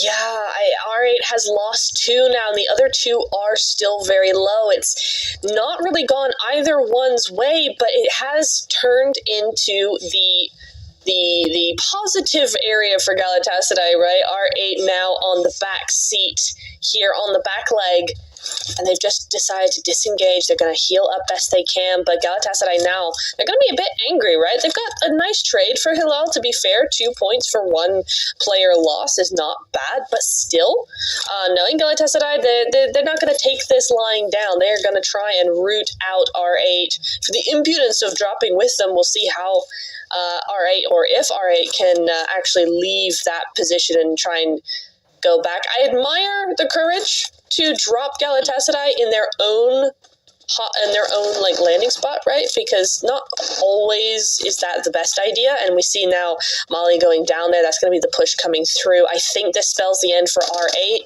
but it is a valiant effort nonetheless. Yeah, I mean, I just have to echo what you said. You got to commend what R8 attempted here. But it is just crazy, right? Crazy to look at these 4 ladies and the way that they just handled the situation. They just switched on. Like, it's like, oh, somebody here, cool. You there, me there, boom, boom, boom. Off they go. And they just did such a phenomenal job with kind of just defending that and climbing back up and clearing out the rest of Pachinki. So, yeah, I mean, they're a formidable force, right? Put them on, I would say you can put them on just about any battleground, and they'll be one heck of a team to go up against, right? I'm happy that I've not encountered them in Ultimate while we were playing. I'm so happy, right? Yes. Because I'm sorry, if I see their names in the feed, I'm leaving. I see that name on the plane. There's no chance. There's no chance. I'm out of there. It's like, nope, you can have it, thanks. Bye. It's so true. It's so true. They're a scary team. They're a scary team to reckon with, and I think we have to admire all the girls here for playing against them, because this is an insane thing. They've been very, very consistent throughout the entire tournament, right? They're going straight through to finals from phase 1, and then having such an amazing day number 1, and then a quiet day number 2, as I said they would, because that's how they play. And then day number 3 looks like they're coming straight back in with the same energy as they had in day number 1. So we'll see how that works out for them. On the other hand, R8, they were in 6th place before this match, so it was a risky decision to drop Galatasaray and Pachinki. They made a valiant effort. I did think they were going to win that at first, but 1 point on the board means they don't go out completely without anything out of that, and so they'll just have to wait for Miramar, and we'll see what that will bring for them. But we see a lot of other teams now starting to sort themselves out and get into position for the rest of the game. Nice car, actually. I really want that car. But we're seeing S2G over onto this warehouse south of Stallber, and that's because that zone we did see earlier has gone over towards Stallber, over towards the Povka, and to the eastern coast in general. So a lot of teams centering up around Yasnaya. There's a lot of area actually very, very open around the school and farm areas. You do have lighter over in shelter, but that's kind of it. So Go, Galatasaray, and Bonfire, all 3 of those teams have plenty of room to move into Zone 2. Yeah, I'm not really all too concerned about that, but in the meanwhile, while we wait for the fights, I was taking a look at what we had in the previous season, right about this point, right, coming into day number 3. And comparing those stats to what we have for this season, the teams have stepped it up, right? They've really ramped up. If you just look at the general amount of points that they've been able to accrue in that day number 2,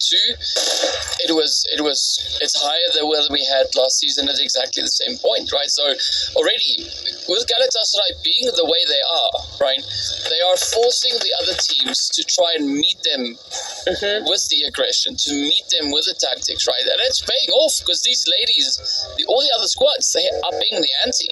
They are getting so competitive, and it's resulting in phenomenal gameplay. I mean, not that it's never been, it's always been amazing. So much.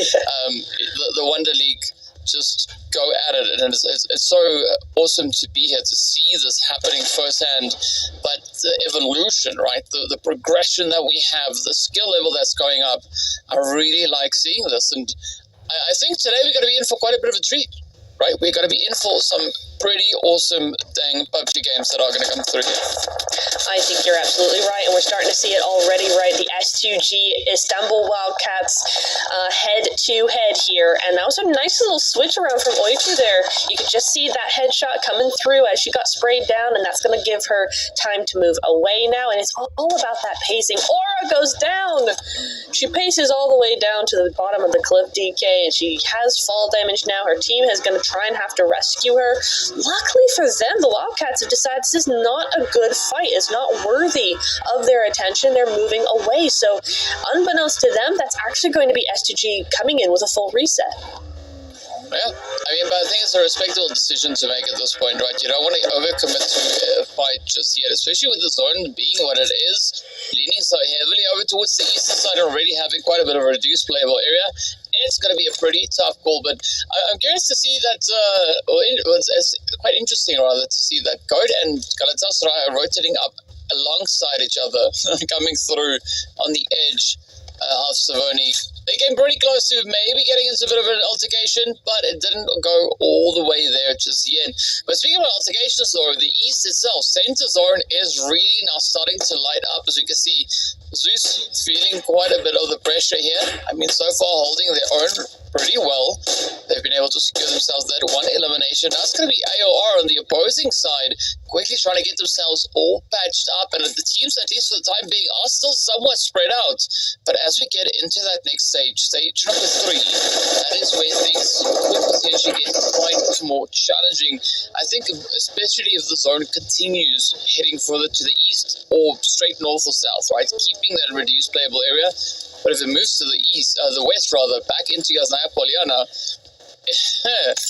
yeah, that's going to be toasty.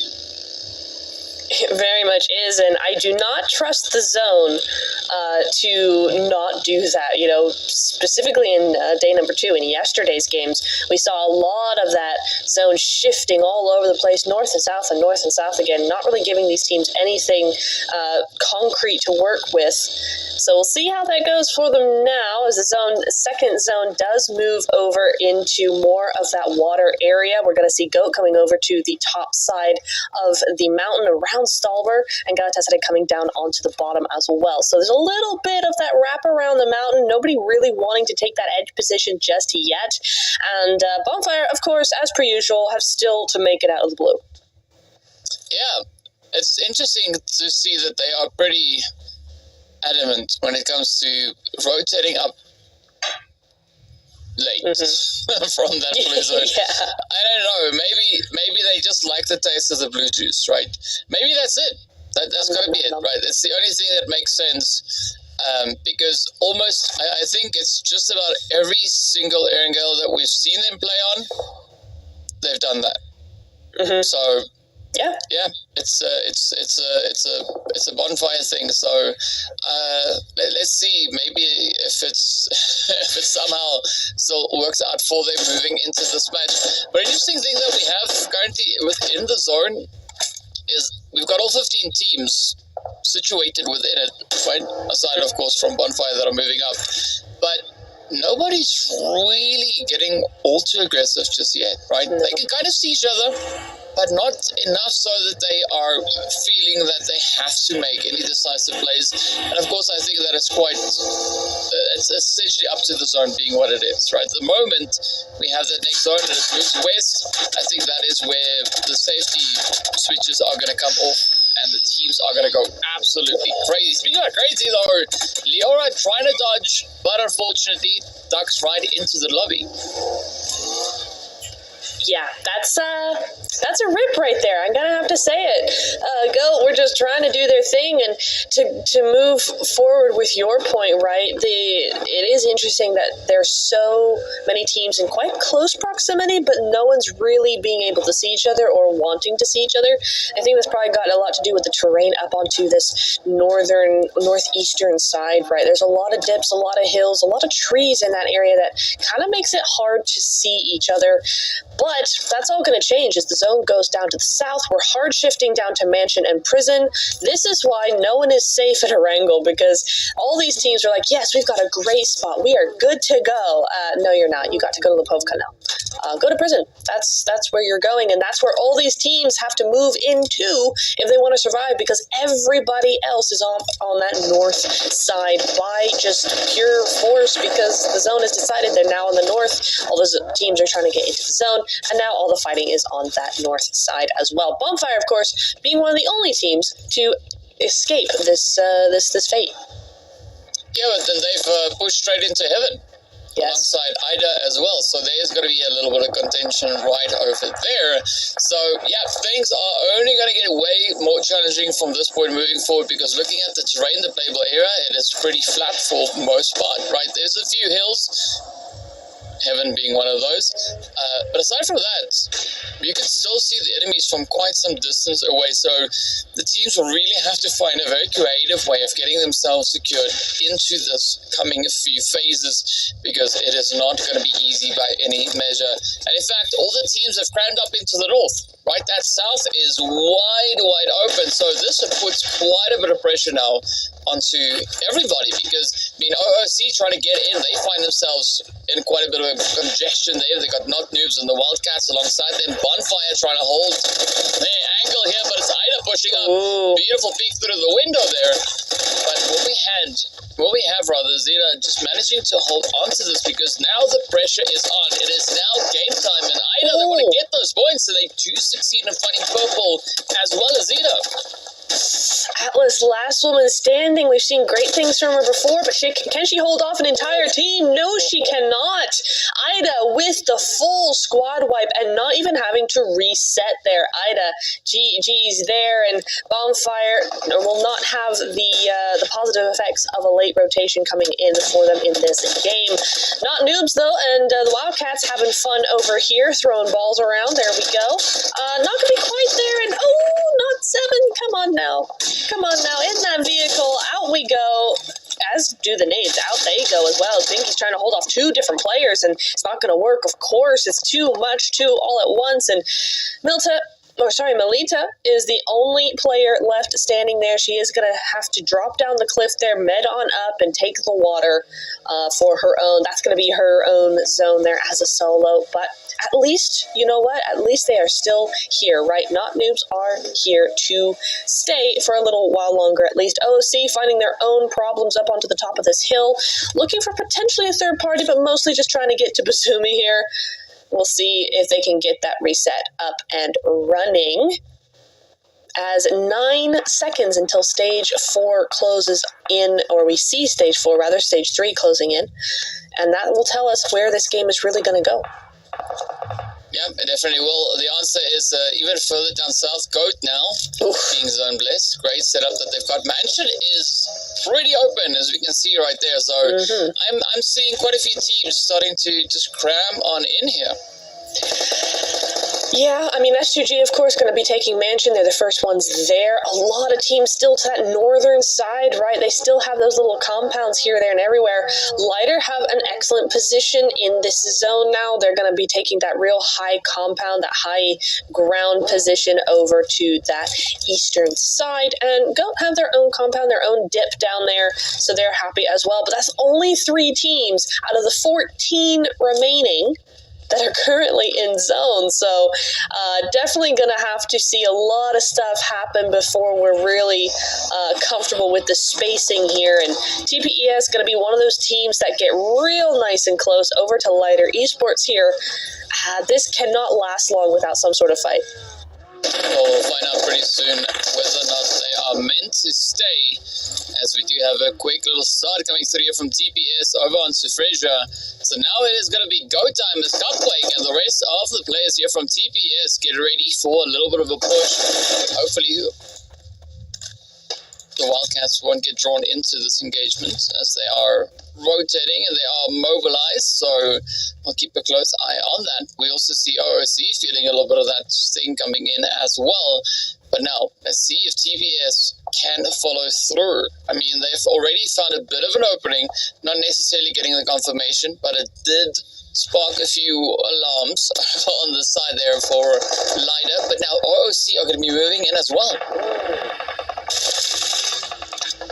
Ooh, nice bit of awareness from Mel's Nova there, just trying to make sure that nobody tries and third parties this. They're going to have enough problems as it is going past Ida or trying to gatekeep Ida, as they seem to be doing. It's a little late for that one, though, girls, as TPES and Fenerbahce now. TPES unable to actually push Lighter because they've been pushed themselves. So that's going to be something they have to take care of now. Fenerbahce go, oh, yeah, well, sorry, we got the message. We're going around. Galatasaray go out here. I didn't even see them move in, but they are out now. And Mel's Nova still in that blue, but that's what they tank to try and take out Ida. Unfortunately, O'Daddy is going to fall victim to them, and the rest of the team, it's too late. They've just got to move on without her. Yeah, you got to risk it, right? Oh, it is going to be go, go, go. As you can see, Ida also feeling a little bit of that sting. We do have Red Tiam also falling to the blue damage, but the zone is going to be shifting, centering up right on towards the players there from Goat Esports. Mel's Nova now going to try and keep themselves in contention. Oh, Daddy, as you mentioned, might not make it out of the blue, but we do say goodbye to Fire Shine as well.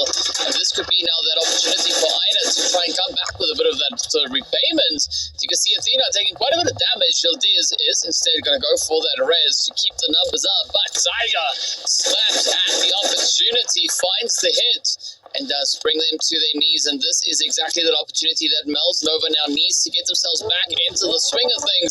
They've been able to pick all their players up, but now are they going to rush this one with a cause?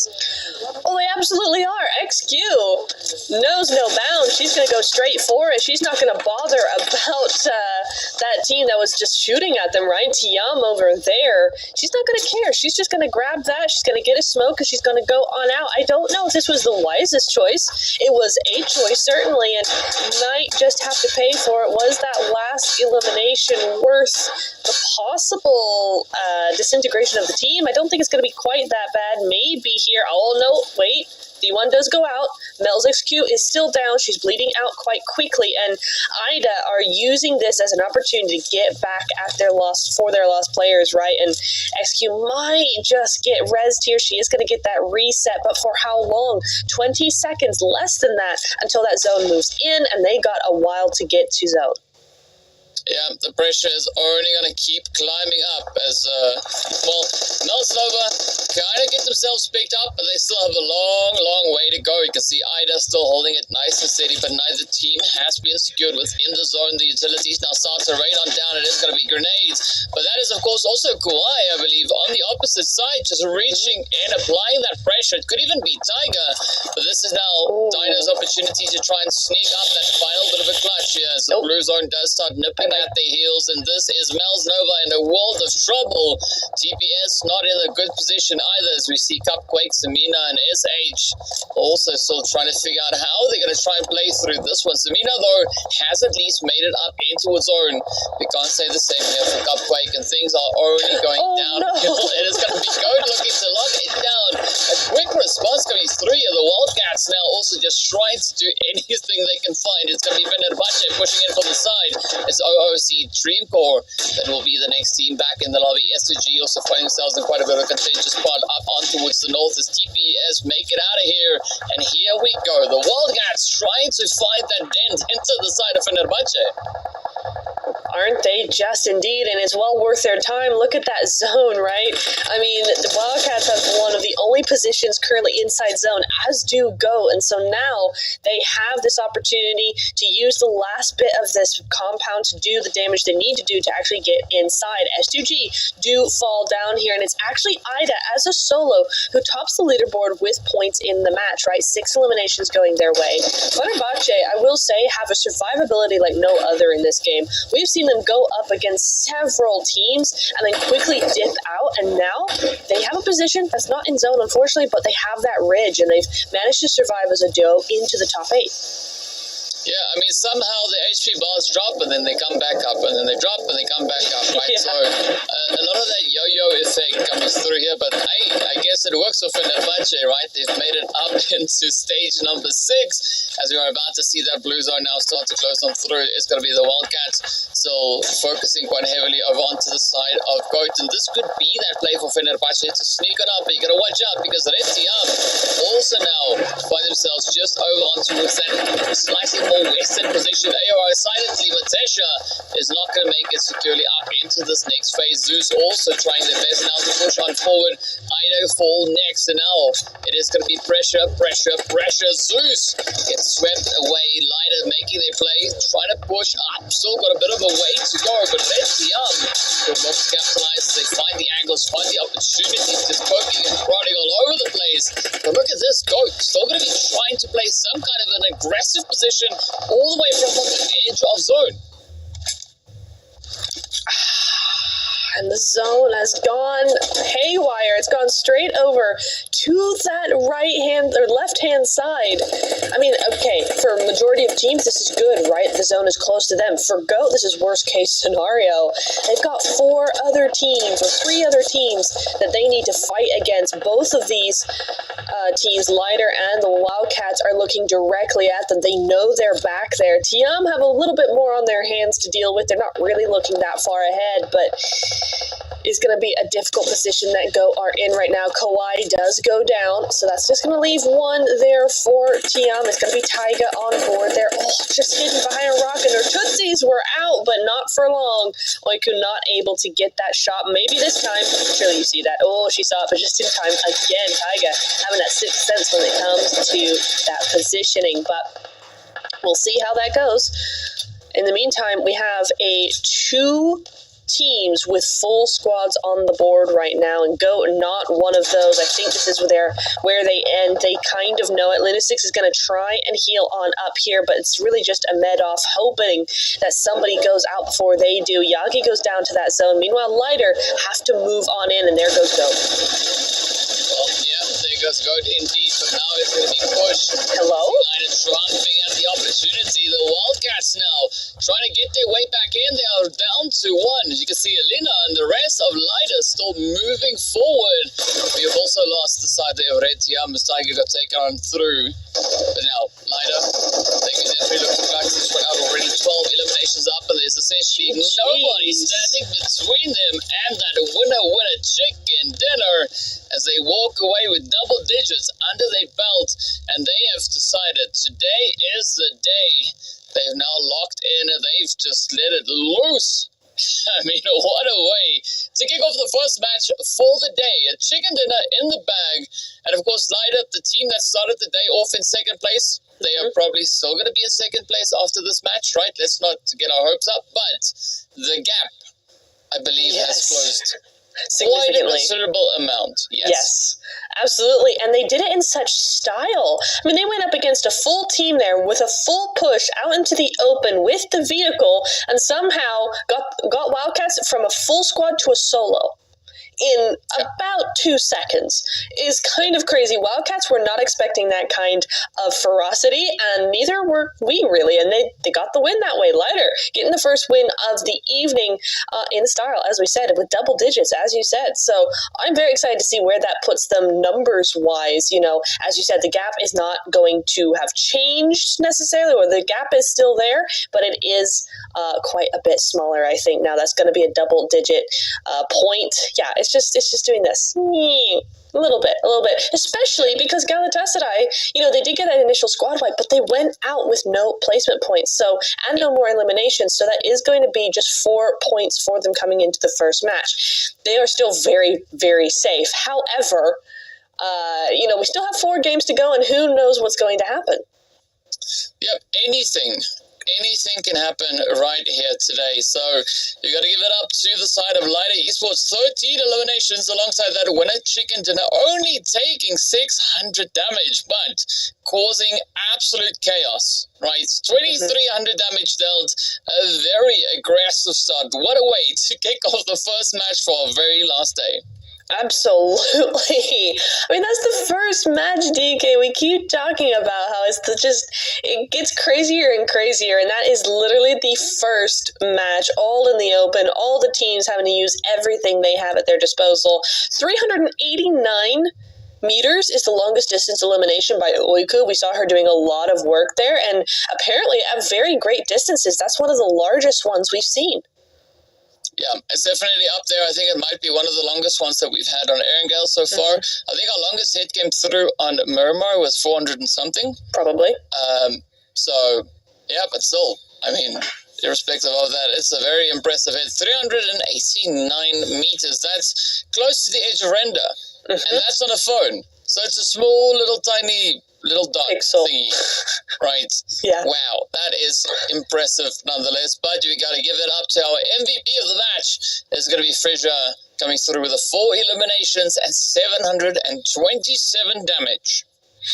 Is indeed, and interesting that we're seeing a very even amount of damage of eliminations coming through from each member of the team, right? 0 assists on the side of Frisia and 4 eliminations out of 13. So that means the other 3 are also pulling their weight, right? They've got those same sort of eliminations, that same sort of assist and damage. So while Frisia comes out on top in this one, we're not seeing a dominant performance by her compared to the rest of the team. So that's nice to see when you're trying to think about longevity and you're trying to think about the team's consistency over the next several games. You want to see each of those players actually doing an equal amount for the team.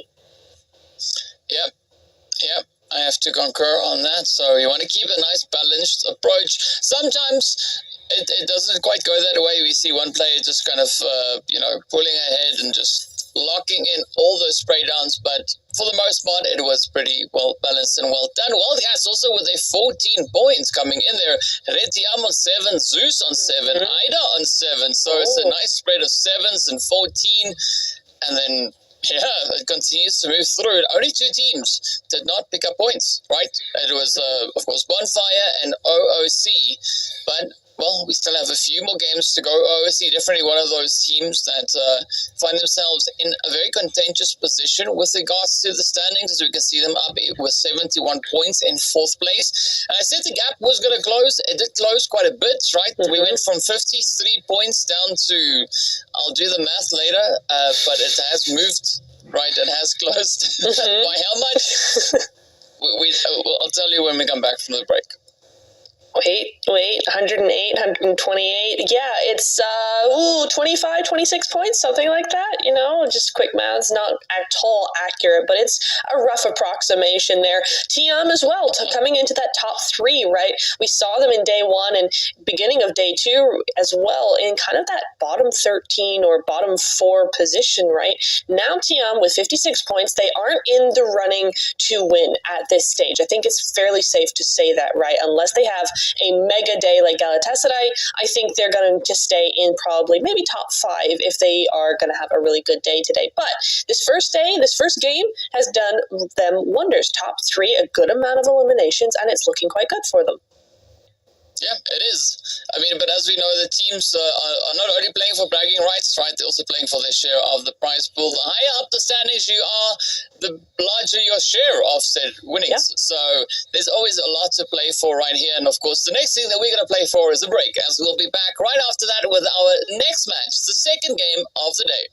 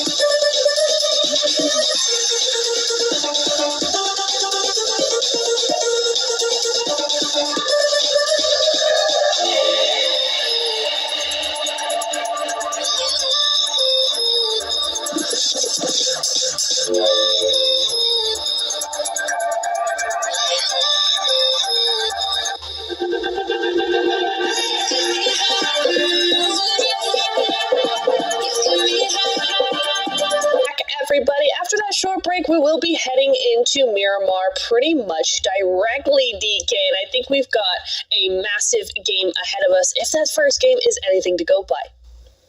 Oh yes, it's gonna be rough, it's gonna be crazy, well at least that's what I hope it will be.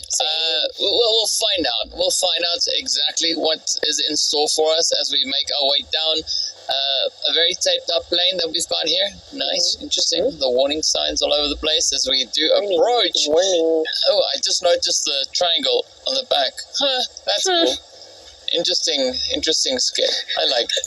Anyway, I like the flight path too, right? Starting us off in Impala, heading across the way to Ladriera and very south. So Yeah, sometimes the zone plays along, other times it just doesn't, right?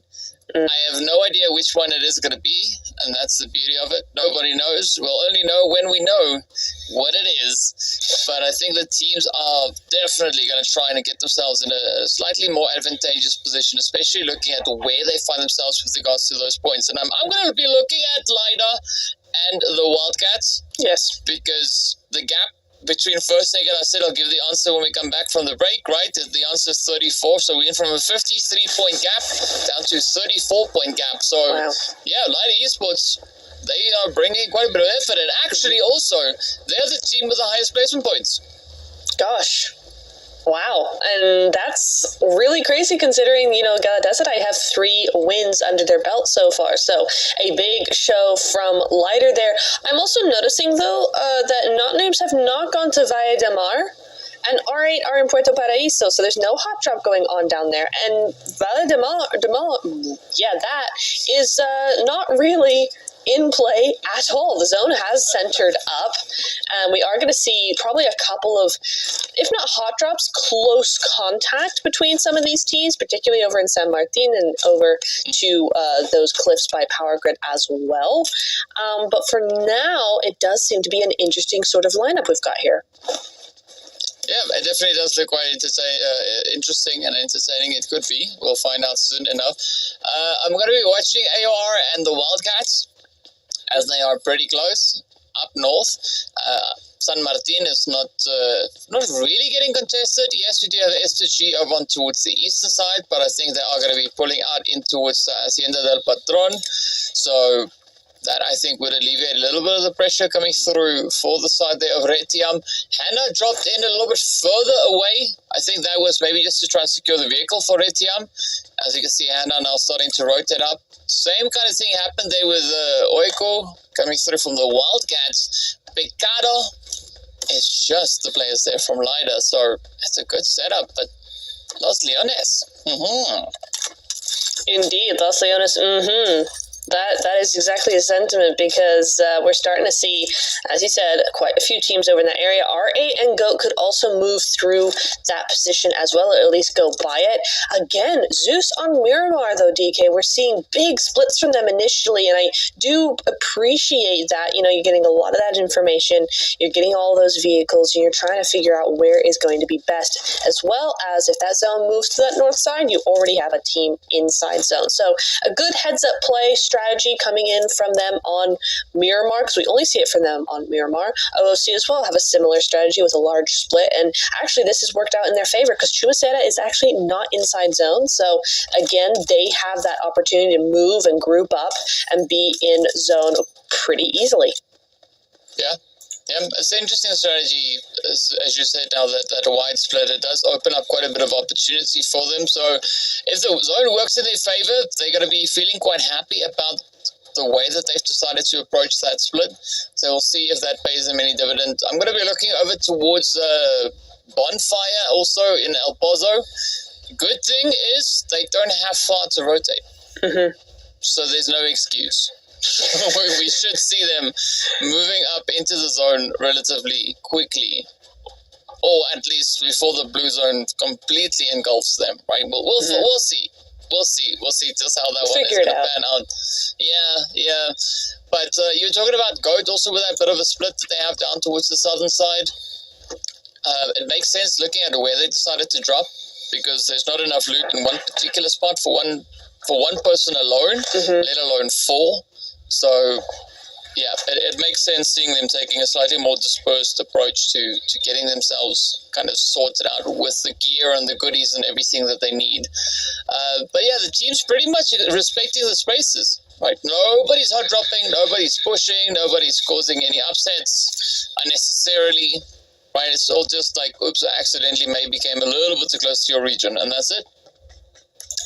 But that just means it's going to get real spicy when we get to that stage, 3 probably, because all of these players, you're right, they have spread out away from each other, but they've got big splits nonetheless. And as we start to see those rotations coming through at all angles, those solos aren't going to have the best time if they're not careful. So we're going to see probably quite a few players drop out there.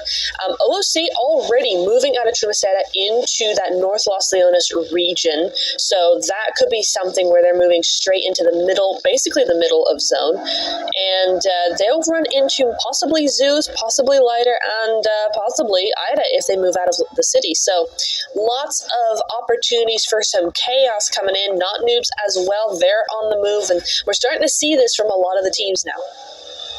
Yeah, we are seeing quite a bit of the movement coming in. We did see SSG starting to rotate up as well, slowly encroaching that more centered position. But now, looking at Not Noobs, you don't really want to be all too hesitant up on this hill, because Galatasaray are coming in behind you from that northeastern side. You got Fenerbahce up ahead of you on that southwestern side. So Not Noobs might maybe find themselves in a bit of an uncomfortable position if they stay there a little bit too long. But you can understand what they're trying to do. They're just assessing the area, trying to figure out where is going to be the next best spot to move towards. But the zone is not giving them any hints, right? We've got 2 minutes left, and this is why I said I like these zones, because it forces the teams to play with strategy, right? As opposed to trying to catch up with the zone itself. Everybody's in zone. So now, show us what you can do. Absolutely. Make the most of the positions you have found yourself in, or found for yourself, right? Nobody's in Power Grid. Interestingly enough, no one's gone for that compound yet, and Galatasaray going to be the first, as you said, looming behind Not Noobs here. They're going to be the first to take some shots here. Not Noobs going to be trying to get that reaction time quick as can be. Nice little shot on to Fida there, but it's not going to quite work, and it just gives them enough time to move out of the way. But I don't know that they're going to be able to get to Melita, considering where she is and how close Galatasaray are to her. Yeah, Galatasaray is like a warm hug, right? It just wraps all the way around you and then just doesn't let go, right? That's what they do.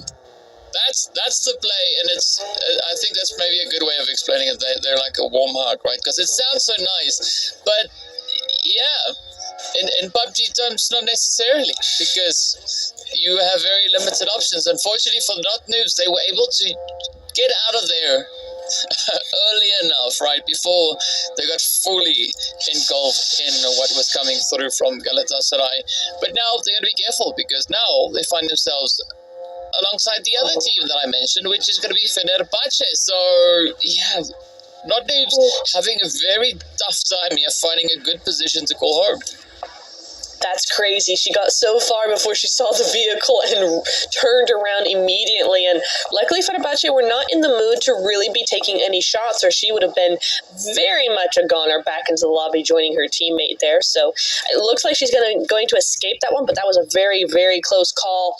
The zone is about to move on in, and a lot of the teams think it's going to center up over La Bandita again. We see a lot of teams moving into that direction. The zone we see now has moved, and it does encompass what those teams think or thought it was going to be, but it actually also covers San Martin and Power Grid as well. So there's more room here that's unoccupied, but Fireshine rather, is not going to occupy anything if Ida aren't careful here going up against Mel's. They need to get that reset ASAP. And moving out of Los Leones right now, they are in zone technically, but probably not for long, the way that this zone trajectory is going.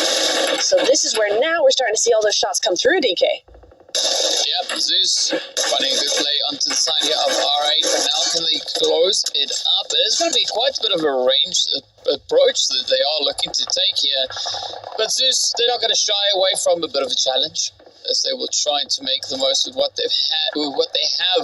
But I think the interesting part is what the teams surrounding them are going to be looking to do, because they are on quite a mountainous position. And we've got Mels, we've got Ida, all just hanging around towards that slightly more southern positioning. So the pressure is definitely going to be on as the teams continue to just push further and further afield, trying to get themselves in. We do see Daddy now about to get taken up. So Mels Nova going to find a way to continue on with their performance here with the 2 Bs, as they will very soon be dropped down to only 3. But I mean, it's not all too surprising, right? Looking at where these teams have to move towards, essentially really close towards the graveyard, it is going to be quite the challenging play, and quite a bit of that valley approach is going to come in as well. It sure is, and that could be a really good approach as well, right? You see... Oh, hang on. Is that? No, it's not. That's not the rest of Mel's moving in there. It's Goat coming in behind them. So now we've got this weird sandwich going through. Luckily, it looks like Goat are going to be moving away here, and Mel's might just be safe because the positioning of Goat just means that Ida are no longer in a good position to take this fight. They need to move on here. So Mel's are going to be safe for now, but the rest of the lobby is kind of going on fire here. TPES have 2 down. OOC and Zeus have 1 down respectively here. So we're seeing there's a lot of fights breaking out across the map, and Fenerbahce just not one of those teams. They are a duo, and they're just looking to stay that way in this small compound.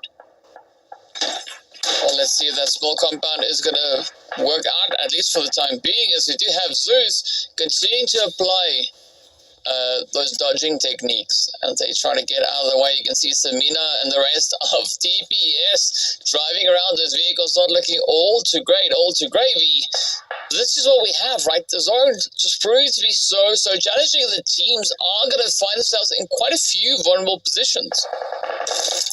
They are. This is just the name of the game with Miramar. It's so difficult to find a good position, because unless you're up in the mountainous areas of the map, you're gonna either have compounds or open ground, and there's no in between. So, is the classic example here. Zeus have a compound that knocked player from TPES does not, and so that's really where that safety is coming through there. TPES do go out, just picked apart by too many teams on their rotation in, so that's the end of them there.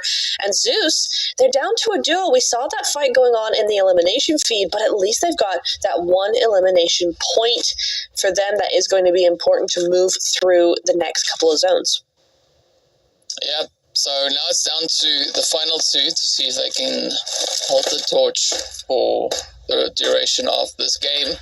But are looking slightly more towards the Western front. It is going to be the Wildcats on high. We do see Bonfire off in the distance. Both teams playing a bit of that long arm back and forth across the mountains. Nobody down below for them to even target. And we do see the players then also from Retiam on the same plateau up towards the north. Of course, finding yourselves on the mountains there of San Martin.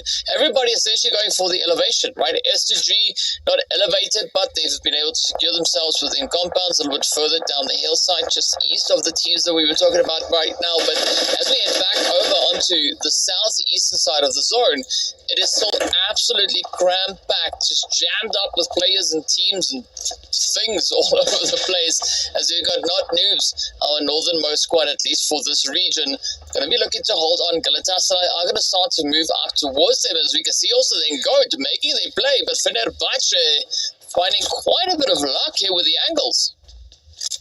They are indeed, and Goat, they keep trying to make these plays work, and it just doesn't seem to be happening for them. Galatasaray, on the other hand, we haven't seen, that's an excellent zone for a lot of these teams. I mean, at least they don't have to move far, right? They can kind of hunker down in the spots they already have. But going back to my point, Galatasaray, we haven't seen too much of them. Yes, they have 3 eliminations, but they haven't been super in the middle of everything. They haven't been in the thick of all the fights going on. They've kept to themselves, which is an interesting tactic to see come through from them. But they're taking that back seat and waiting until the ends of zones to actually start making those moves.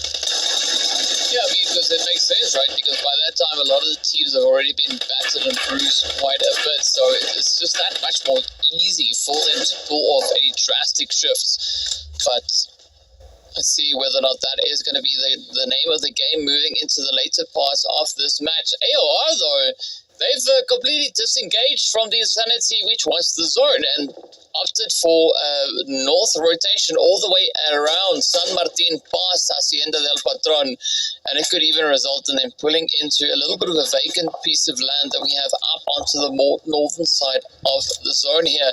But Fenerbahce, they are smack dab center, right?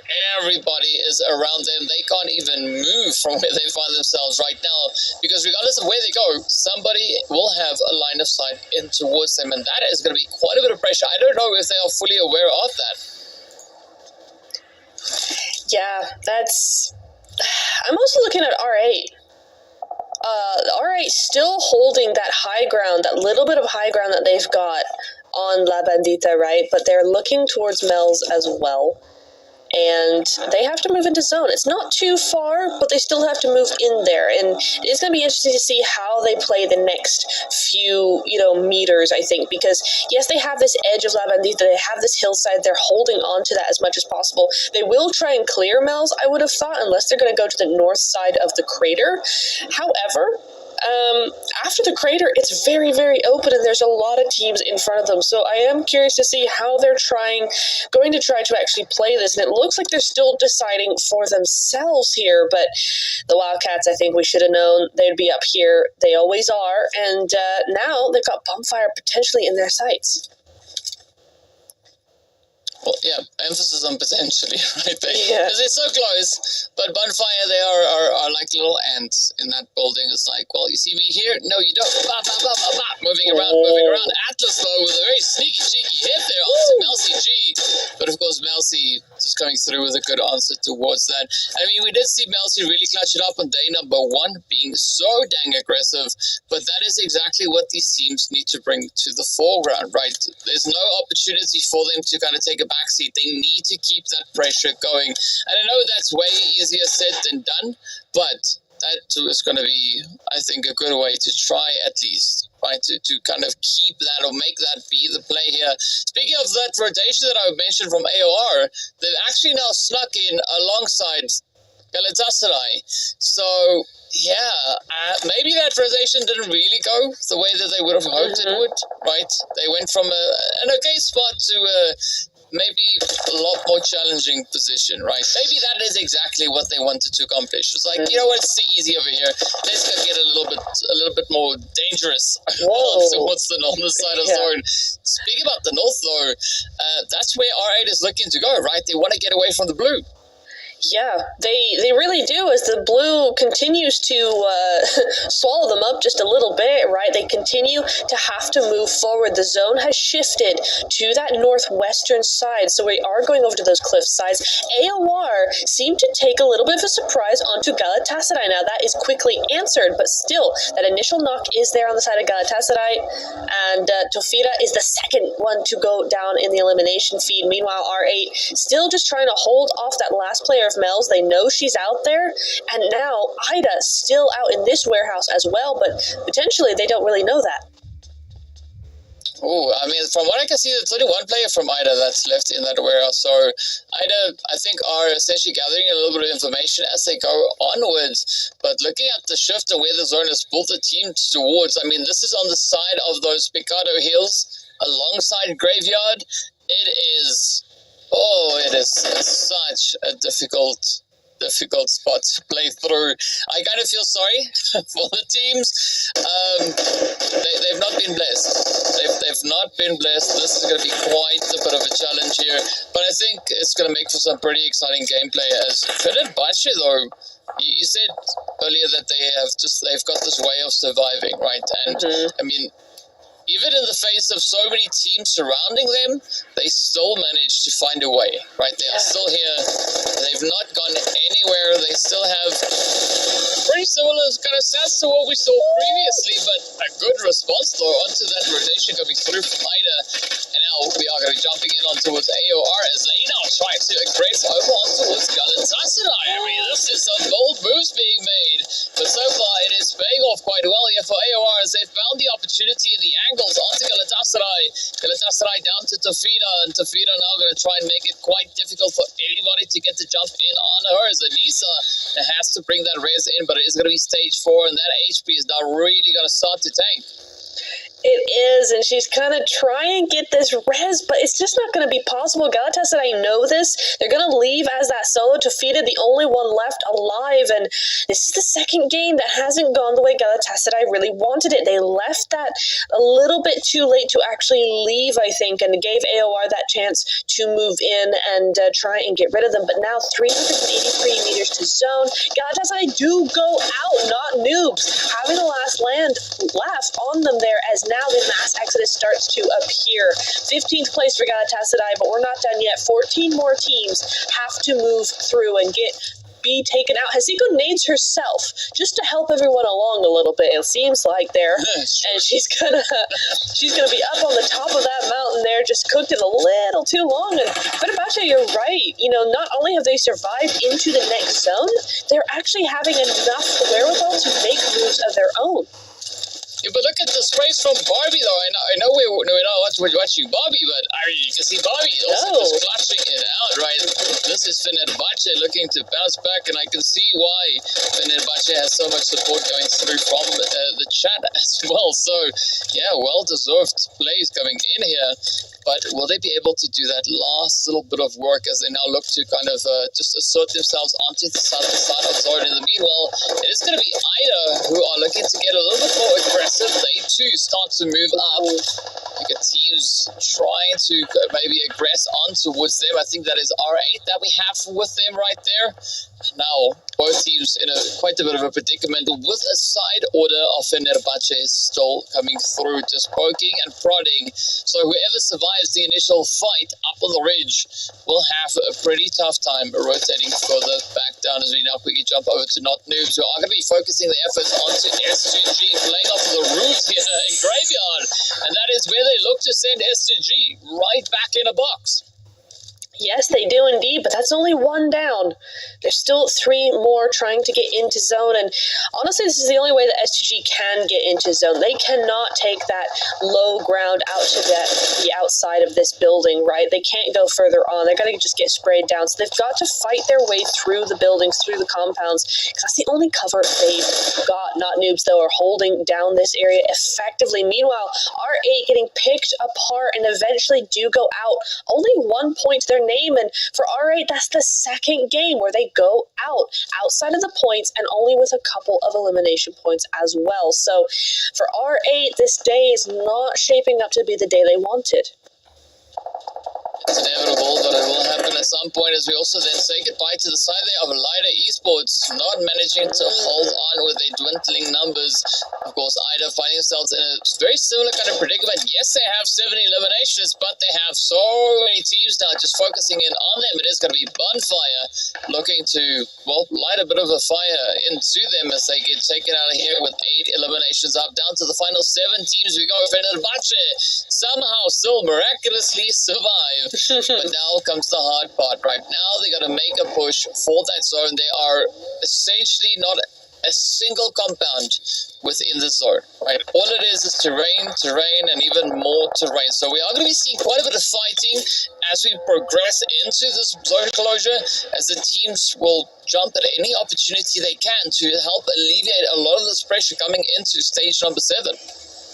Yes, indeed, but look who is still on the board here, Tiam. We haven't seen too much from them yet. They're a duo and they have 2 points, but still, they're at the north side of that. They've been holding down Bonfire fairly effectively in that position, and between them and Fenerbahce, Bonfire might have a bit of a hard time getting into zone. The only thing that's saving Bonfire right now, great shot, but the only thing saving Bonfire right now is the fact that everybody has to get into zone, so one time or another, they are going to have to move forward and move out of, the fighting mode that they're in right now.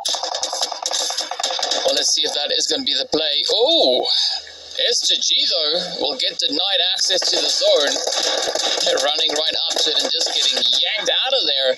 Fenerbahce also making a quick push, just trying to claw their way up onto the edge. Melznova looking to make it... not Melznova, rather. That was OOC trying to reach in a quick level response going through there from same position. It's down to Amaya to see if they can survive. Not Noobs, still holding nice and steady. They got the 8 players up. It's going to be a pretty tough play to make it through this one, as we got Cat Veins there from Red Tiama holding nice and steady up onto the north. Amaya over there. Not Noobs on 2. Bonfire on 2, so pretty low digits, making it up in towards these last few phases. But Purple, a very capable player going through from the side of Bonfire here, now going to start to try and help, just alleviate a bit of that pressure, tries to send the utility out to try and blaze away, or at least find a bit of an opening to get themselves up in towards the zone. You can see Kiss also focusing quite relentlessly now onto the side there of Catfains. Yeah, Cat Fane seems to be, for these teams, potentially in the weaker position compared to the rest of them, right? So you're always going to pick on the teams that have that weaker position so you can get that point and clear that side easily, right? Not Noobs have a strong position. There's no way you're going to be able to do much with them. Bonfire, the exact same. So the only 2 to pick upon are OOC and TM. So one of them is going to have to move, and unless they make some major progress here, one of them is going to go out in 4th place. I don't think Bonfire or Not Noobs are going to be one of those people. I mean, Cat Veins could do it, right? We've seen her MVP twice now. Certainly in phase 2, we saw that happen. And as Not Noobs move around, she could have what it takes to get rid of him. But not with that buggy. Oh, evades the 1. Can she evade the 2nd? Oh, nicely done, though. GG's. She did not take the bait. That's what I love. But that 2v1 is going to be overwhelming. And the same for OOC. So now we have our 2 duos here. Not Noobs and Bonfire here. So we'll see. Time will tell who's going to win this. The zone does go to Bonfire, or rather Bonfire take that zone first. Well, we are approaching stage number 9, which means no more zone. It is just going to be blue, and then some more of that as well. It's Not News. Bonfire, as you said, now looking to contest for that winner chicken dinner. It does seem like Bonfire might have themselves a bit of a draw, and these with regards to the terrain, right? Nobody really having the upper hand. As you said, they were the first team to kind of move in here, but there's no advantage, right? They got a rock, and that's about it. But those ledges could also work out quite favorably now for the side here of Not News. You can see already prepping for a bit of a push, sending out the utility, trying to see if they can maybe find a way to gain some kind of entry or a bit of an opportunity onto the side of Bonfire. And it's going to be a tough one. Even looking at the elimination counts, right? Both teams have very similar performances. So we've got 9 and 8. So that just speaks volumes as to how balanced this approach is coming through. There's going to be the rush now as N77 gets brought on down as Bounty Gears to try and see, but unfortunately, it is going to be the clutch up coming through from Bonfire Kaisu. As they take the dub, they secure themselves the chicken, and they walk away victorious. Well done, Bonfire. That's a great result from them. We've seen them try this kind of thing before with those late rotations and those wraparounds and all of that, and it just hasn't come to fruition the way they wanted it to, and this time it actually does, right? That win secures what that strategy was all about, and a big GG's going over to them. A pretty big pickup as well with those eliminations, right? Both them and Not Noob securing quite a few eliminations, and it's going to really, really boost that leaderboard. Yeah, and that's exactly what you want, right? You want as much of a boost as you can find here. But an interesting play that we saw, right? Like Galatasaray, again, having a little bit of a bumpy play in this game. That leaves me to wonder what is going to happen pretty soon. Yes. Right? But pretty soon, I mean the next match, right? But yeah. we'll see once we get there. I mean, it's too early to say because so far things that I thought could be happening today have not come to fruition, which I think is great. So that's fine. But yeah, we got to take a look and see just exactly what the point situation is, where these teams find themselves, who our MVP is, how much health and HP these players have been able to recover, how far the shots went, the amount of utilities they used, everything and anything that we can think of. But first, we're going to start here with the 8 eliminations and 1,038 damage going over to the side of Bonfire. So well done. Very well done indeed. Sure, it's not the biggest win we've seen from a team, but it's an important one, right? Any win for any of these teams is going to be super important when it's on day 3. And against this kind of lobby, you're looking at getting as many of those points as possible with that leaderboard being so close as it is, as we keep saying it is. These 8 points are huge when it comes to that leaderboard. So we'll see how that 18-point game puts them up or down the leaderboard. I'm sure it's up. But we move over to our stats, our match summary over here. Loads of throwables being used. And of course, 310 meters longest distance elimination from Tofida there. Galatasaray, I mean, that is a good stat to come in from them, but where were they in this game? Yeah, but we don't quite know, right? But I mean, you said the throwables they're up there. I mean, it's a high number, but it's not as high as I thought it was going to be, because I mean, we did see quite a bit of the utility usage coming through for this game, and surprisingly enough, that wasn't really the case. But we got to give the GGs over to Fina here for the 4 eliminations and 1,209 damage. I mean, okay, so that makes sense, right? Because we had AOR coming in, pushing up alongside them, and of course, also they found themselves.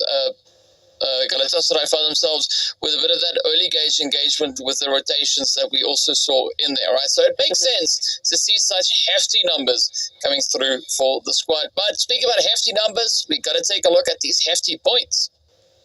We do indeed. Ding, ding, ding, bell of 1,000 damage, by the way, for Tofida, and I think she's secured her spot in that top 3 player focus. But yes, these points, 18, 15, 11, 9, they go down quite quickly, but it's still very, very close, right? OOC, we talked about them at the end of last match. They were in that top 5 position, went out with 0 points in the last match. So that 11 is going to come in clutch here when you start looking at the fact that we only have 3 more games to go. So that's a nice little boost up for them. Fenerbahce, the survivability of this team is on point, 9 points going their way, and they still managed to get 6 elims whilst being a duo for almost the entirety of the match. But we move over to the overall rankings, and you start to see where all this comes into. Bonfire, with that win, go up with 86 points into 3rd place here.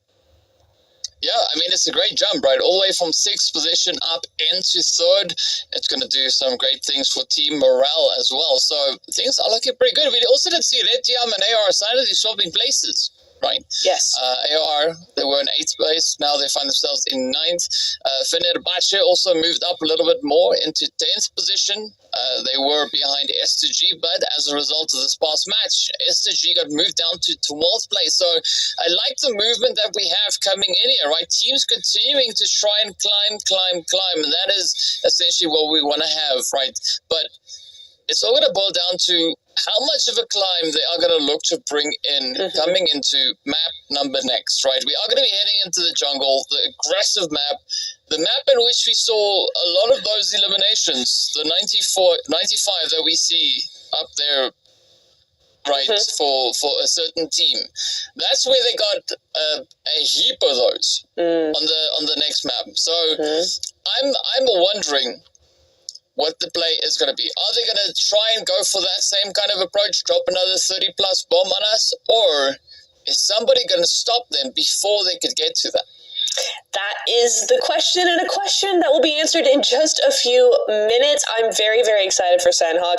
Galatasaray often are a team that take over that map. We saw it on day number 1. Are we going to see that repeat again? We'll know in a few minutes, but first we are going to take a short break here, and we will be right back.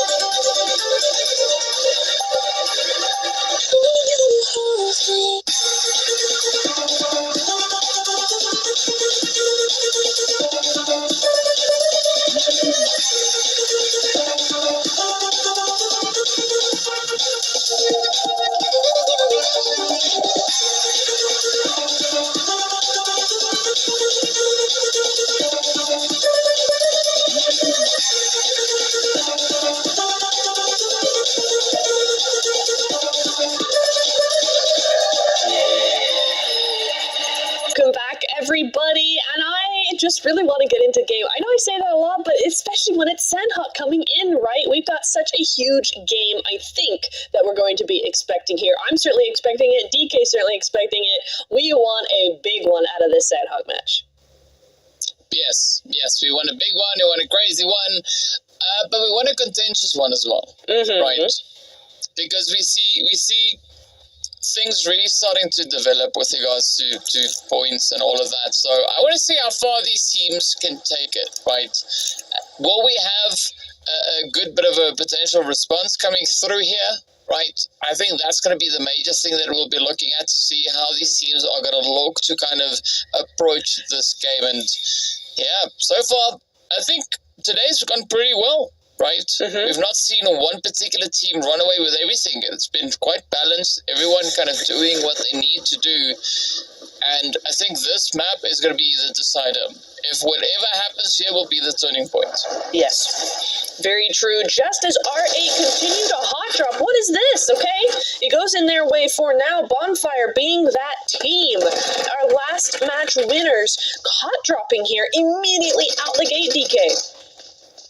That's crazy though, because I mean, it seems like R8 are up to something, because Bonfire, they as we saw, they moved up into that third place, right? So R8 are like, yeah, we'll paint the target on your back now.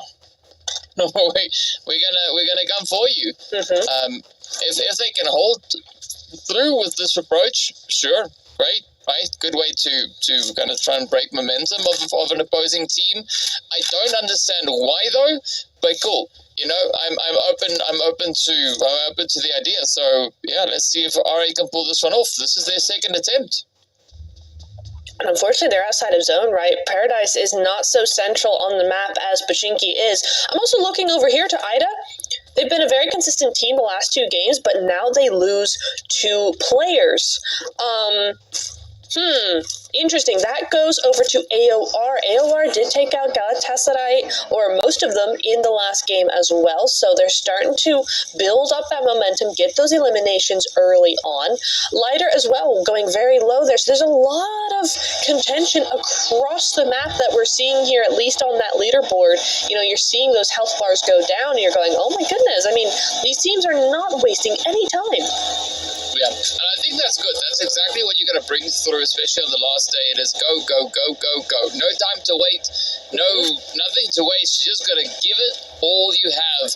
And speaking about that, of course, we do see Red Tiam just now having their go at the side there of Bonfire. You seem to have had an interesting day so far. Like, Purple is the only one left, going for a little bit of a floaty approach here as they dip down into the drink, and Red Tiam is going to look to apply quite a bit of pressure. But I mean, Bonfire, they were just over in Paradise alongside R8. Now they are getting scoped in on by the brazier from Red Tiam, so quite a bit of a change. And unfortunately for Purple, the oxygen has run out, so Purple has to surface unless she feels like sacrificing herself to the boulder creators over here just on the side. And with that, get spotted and down they go. That is Bonfire getting snuffed out in the drink. Galatasaray though creeping their way up into Trifecta. Yeah, you see that very sneaky sort of play coming in from Carly, just making sure that she is not seen by anybody there. But I think they're okay because there's no one there. There's nobody there. They're chilling at the moment. That zone, I've just seen that zone shift, and it's gone over to that western side, and that means there's a lot of water involved there. OC and Ida now going head to head. I do want to mention though, for Bonfire, I wonder if they had a little bit of a 2-2 split going on, Paradise and elsewhere. I didn't see, but that seems like a very harsh shift away from Paradise over to the bridge area very quickly, but I'm not sure what happened over there. Either which way, they are out, they're gone, and we will be seeing now the rest of the teams come to blows as they start that exodus across the map. Yeah, it's a very interesting way that all of this is kind of unfolding here. I mean, that's not what I was expecting to happen, but hey, that's the beauty of this game, right? It's always going to come through with quite a few of those surprises. So let's see if anyone will be able to kind of maybe find a bit of a approach here, as there's still quite a bit of ground that needs to be covered for teams to get themselves properly and securely centered up. Goat, of course, not going to be one of those because they're already all the way up in towards Camp Alpha here, so not a worry in the world for now to be concerned about. DK, Mel's, have you seen Mel's 2-2 split? Yeah. Bantai and Tambang, and for those of you who know what I'm talking about, who know the map of Sandhawk very well, that's a massive split. What are they doing? It is quite a bit of a split, right? So huge. They just trying to play the best curveball that they can here, right? I mean, sure. Maybe they're going to be focusing in on Not Noobs, because Not Noobs is kind of in the middle of them, right? All the way in towards Sami. So, yeah, who are we to decide what they're going to do, right? They instead going to show us. We listen, we watch, and we don't judge. But RA are going to be judging Fenerbahce pretty hard here. They're trying to pick up any eliminations where they can. Now, I will mention, DK, we talked about like momentum out from the get-go and wanting to see a change in teams, right? I will say in this game, R8 looking like they're really wanting that win. There's an aggressiveness in the way they're moving here and moving forward that is catching my eye and making me think, maybe they're the ones who are going to have that massive game, or at least they're intending to by being super aggressive, getting all those eliminations, and possibly winning the game after all.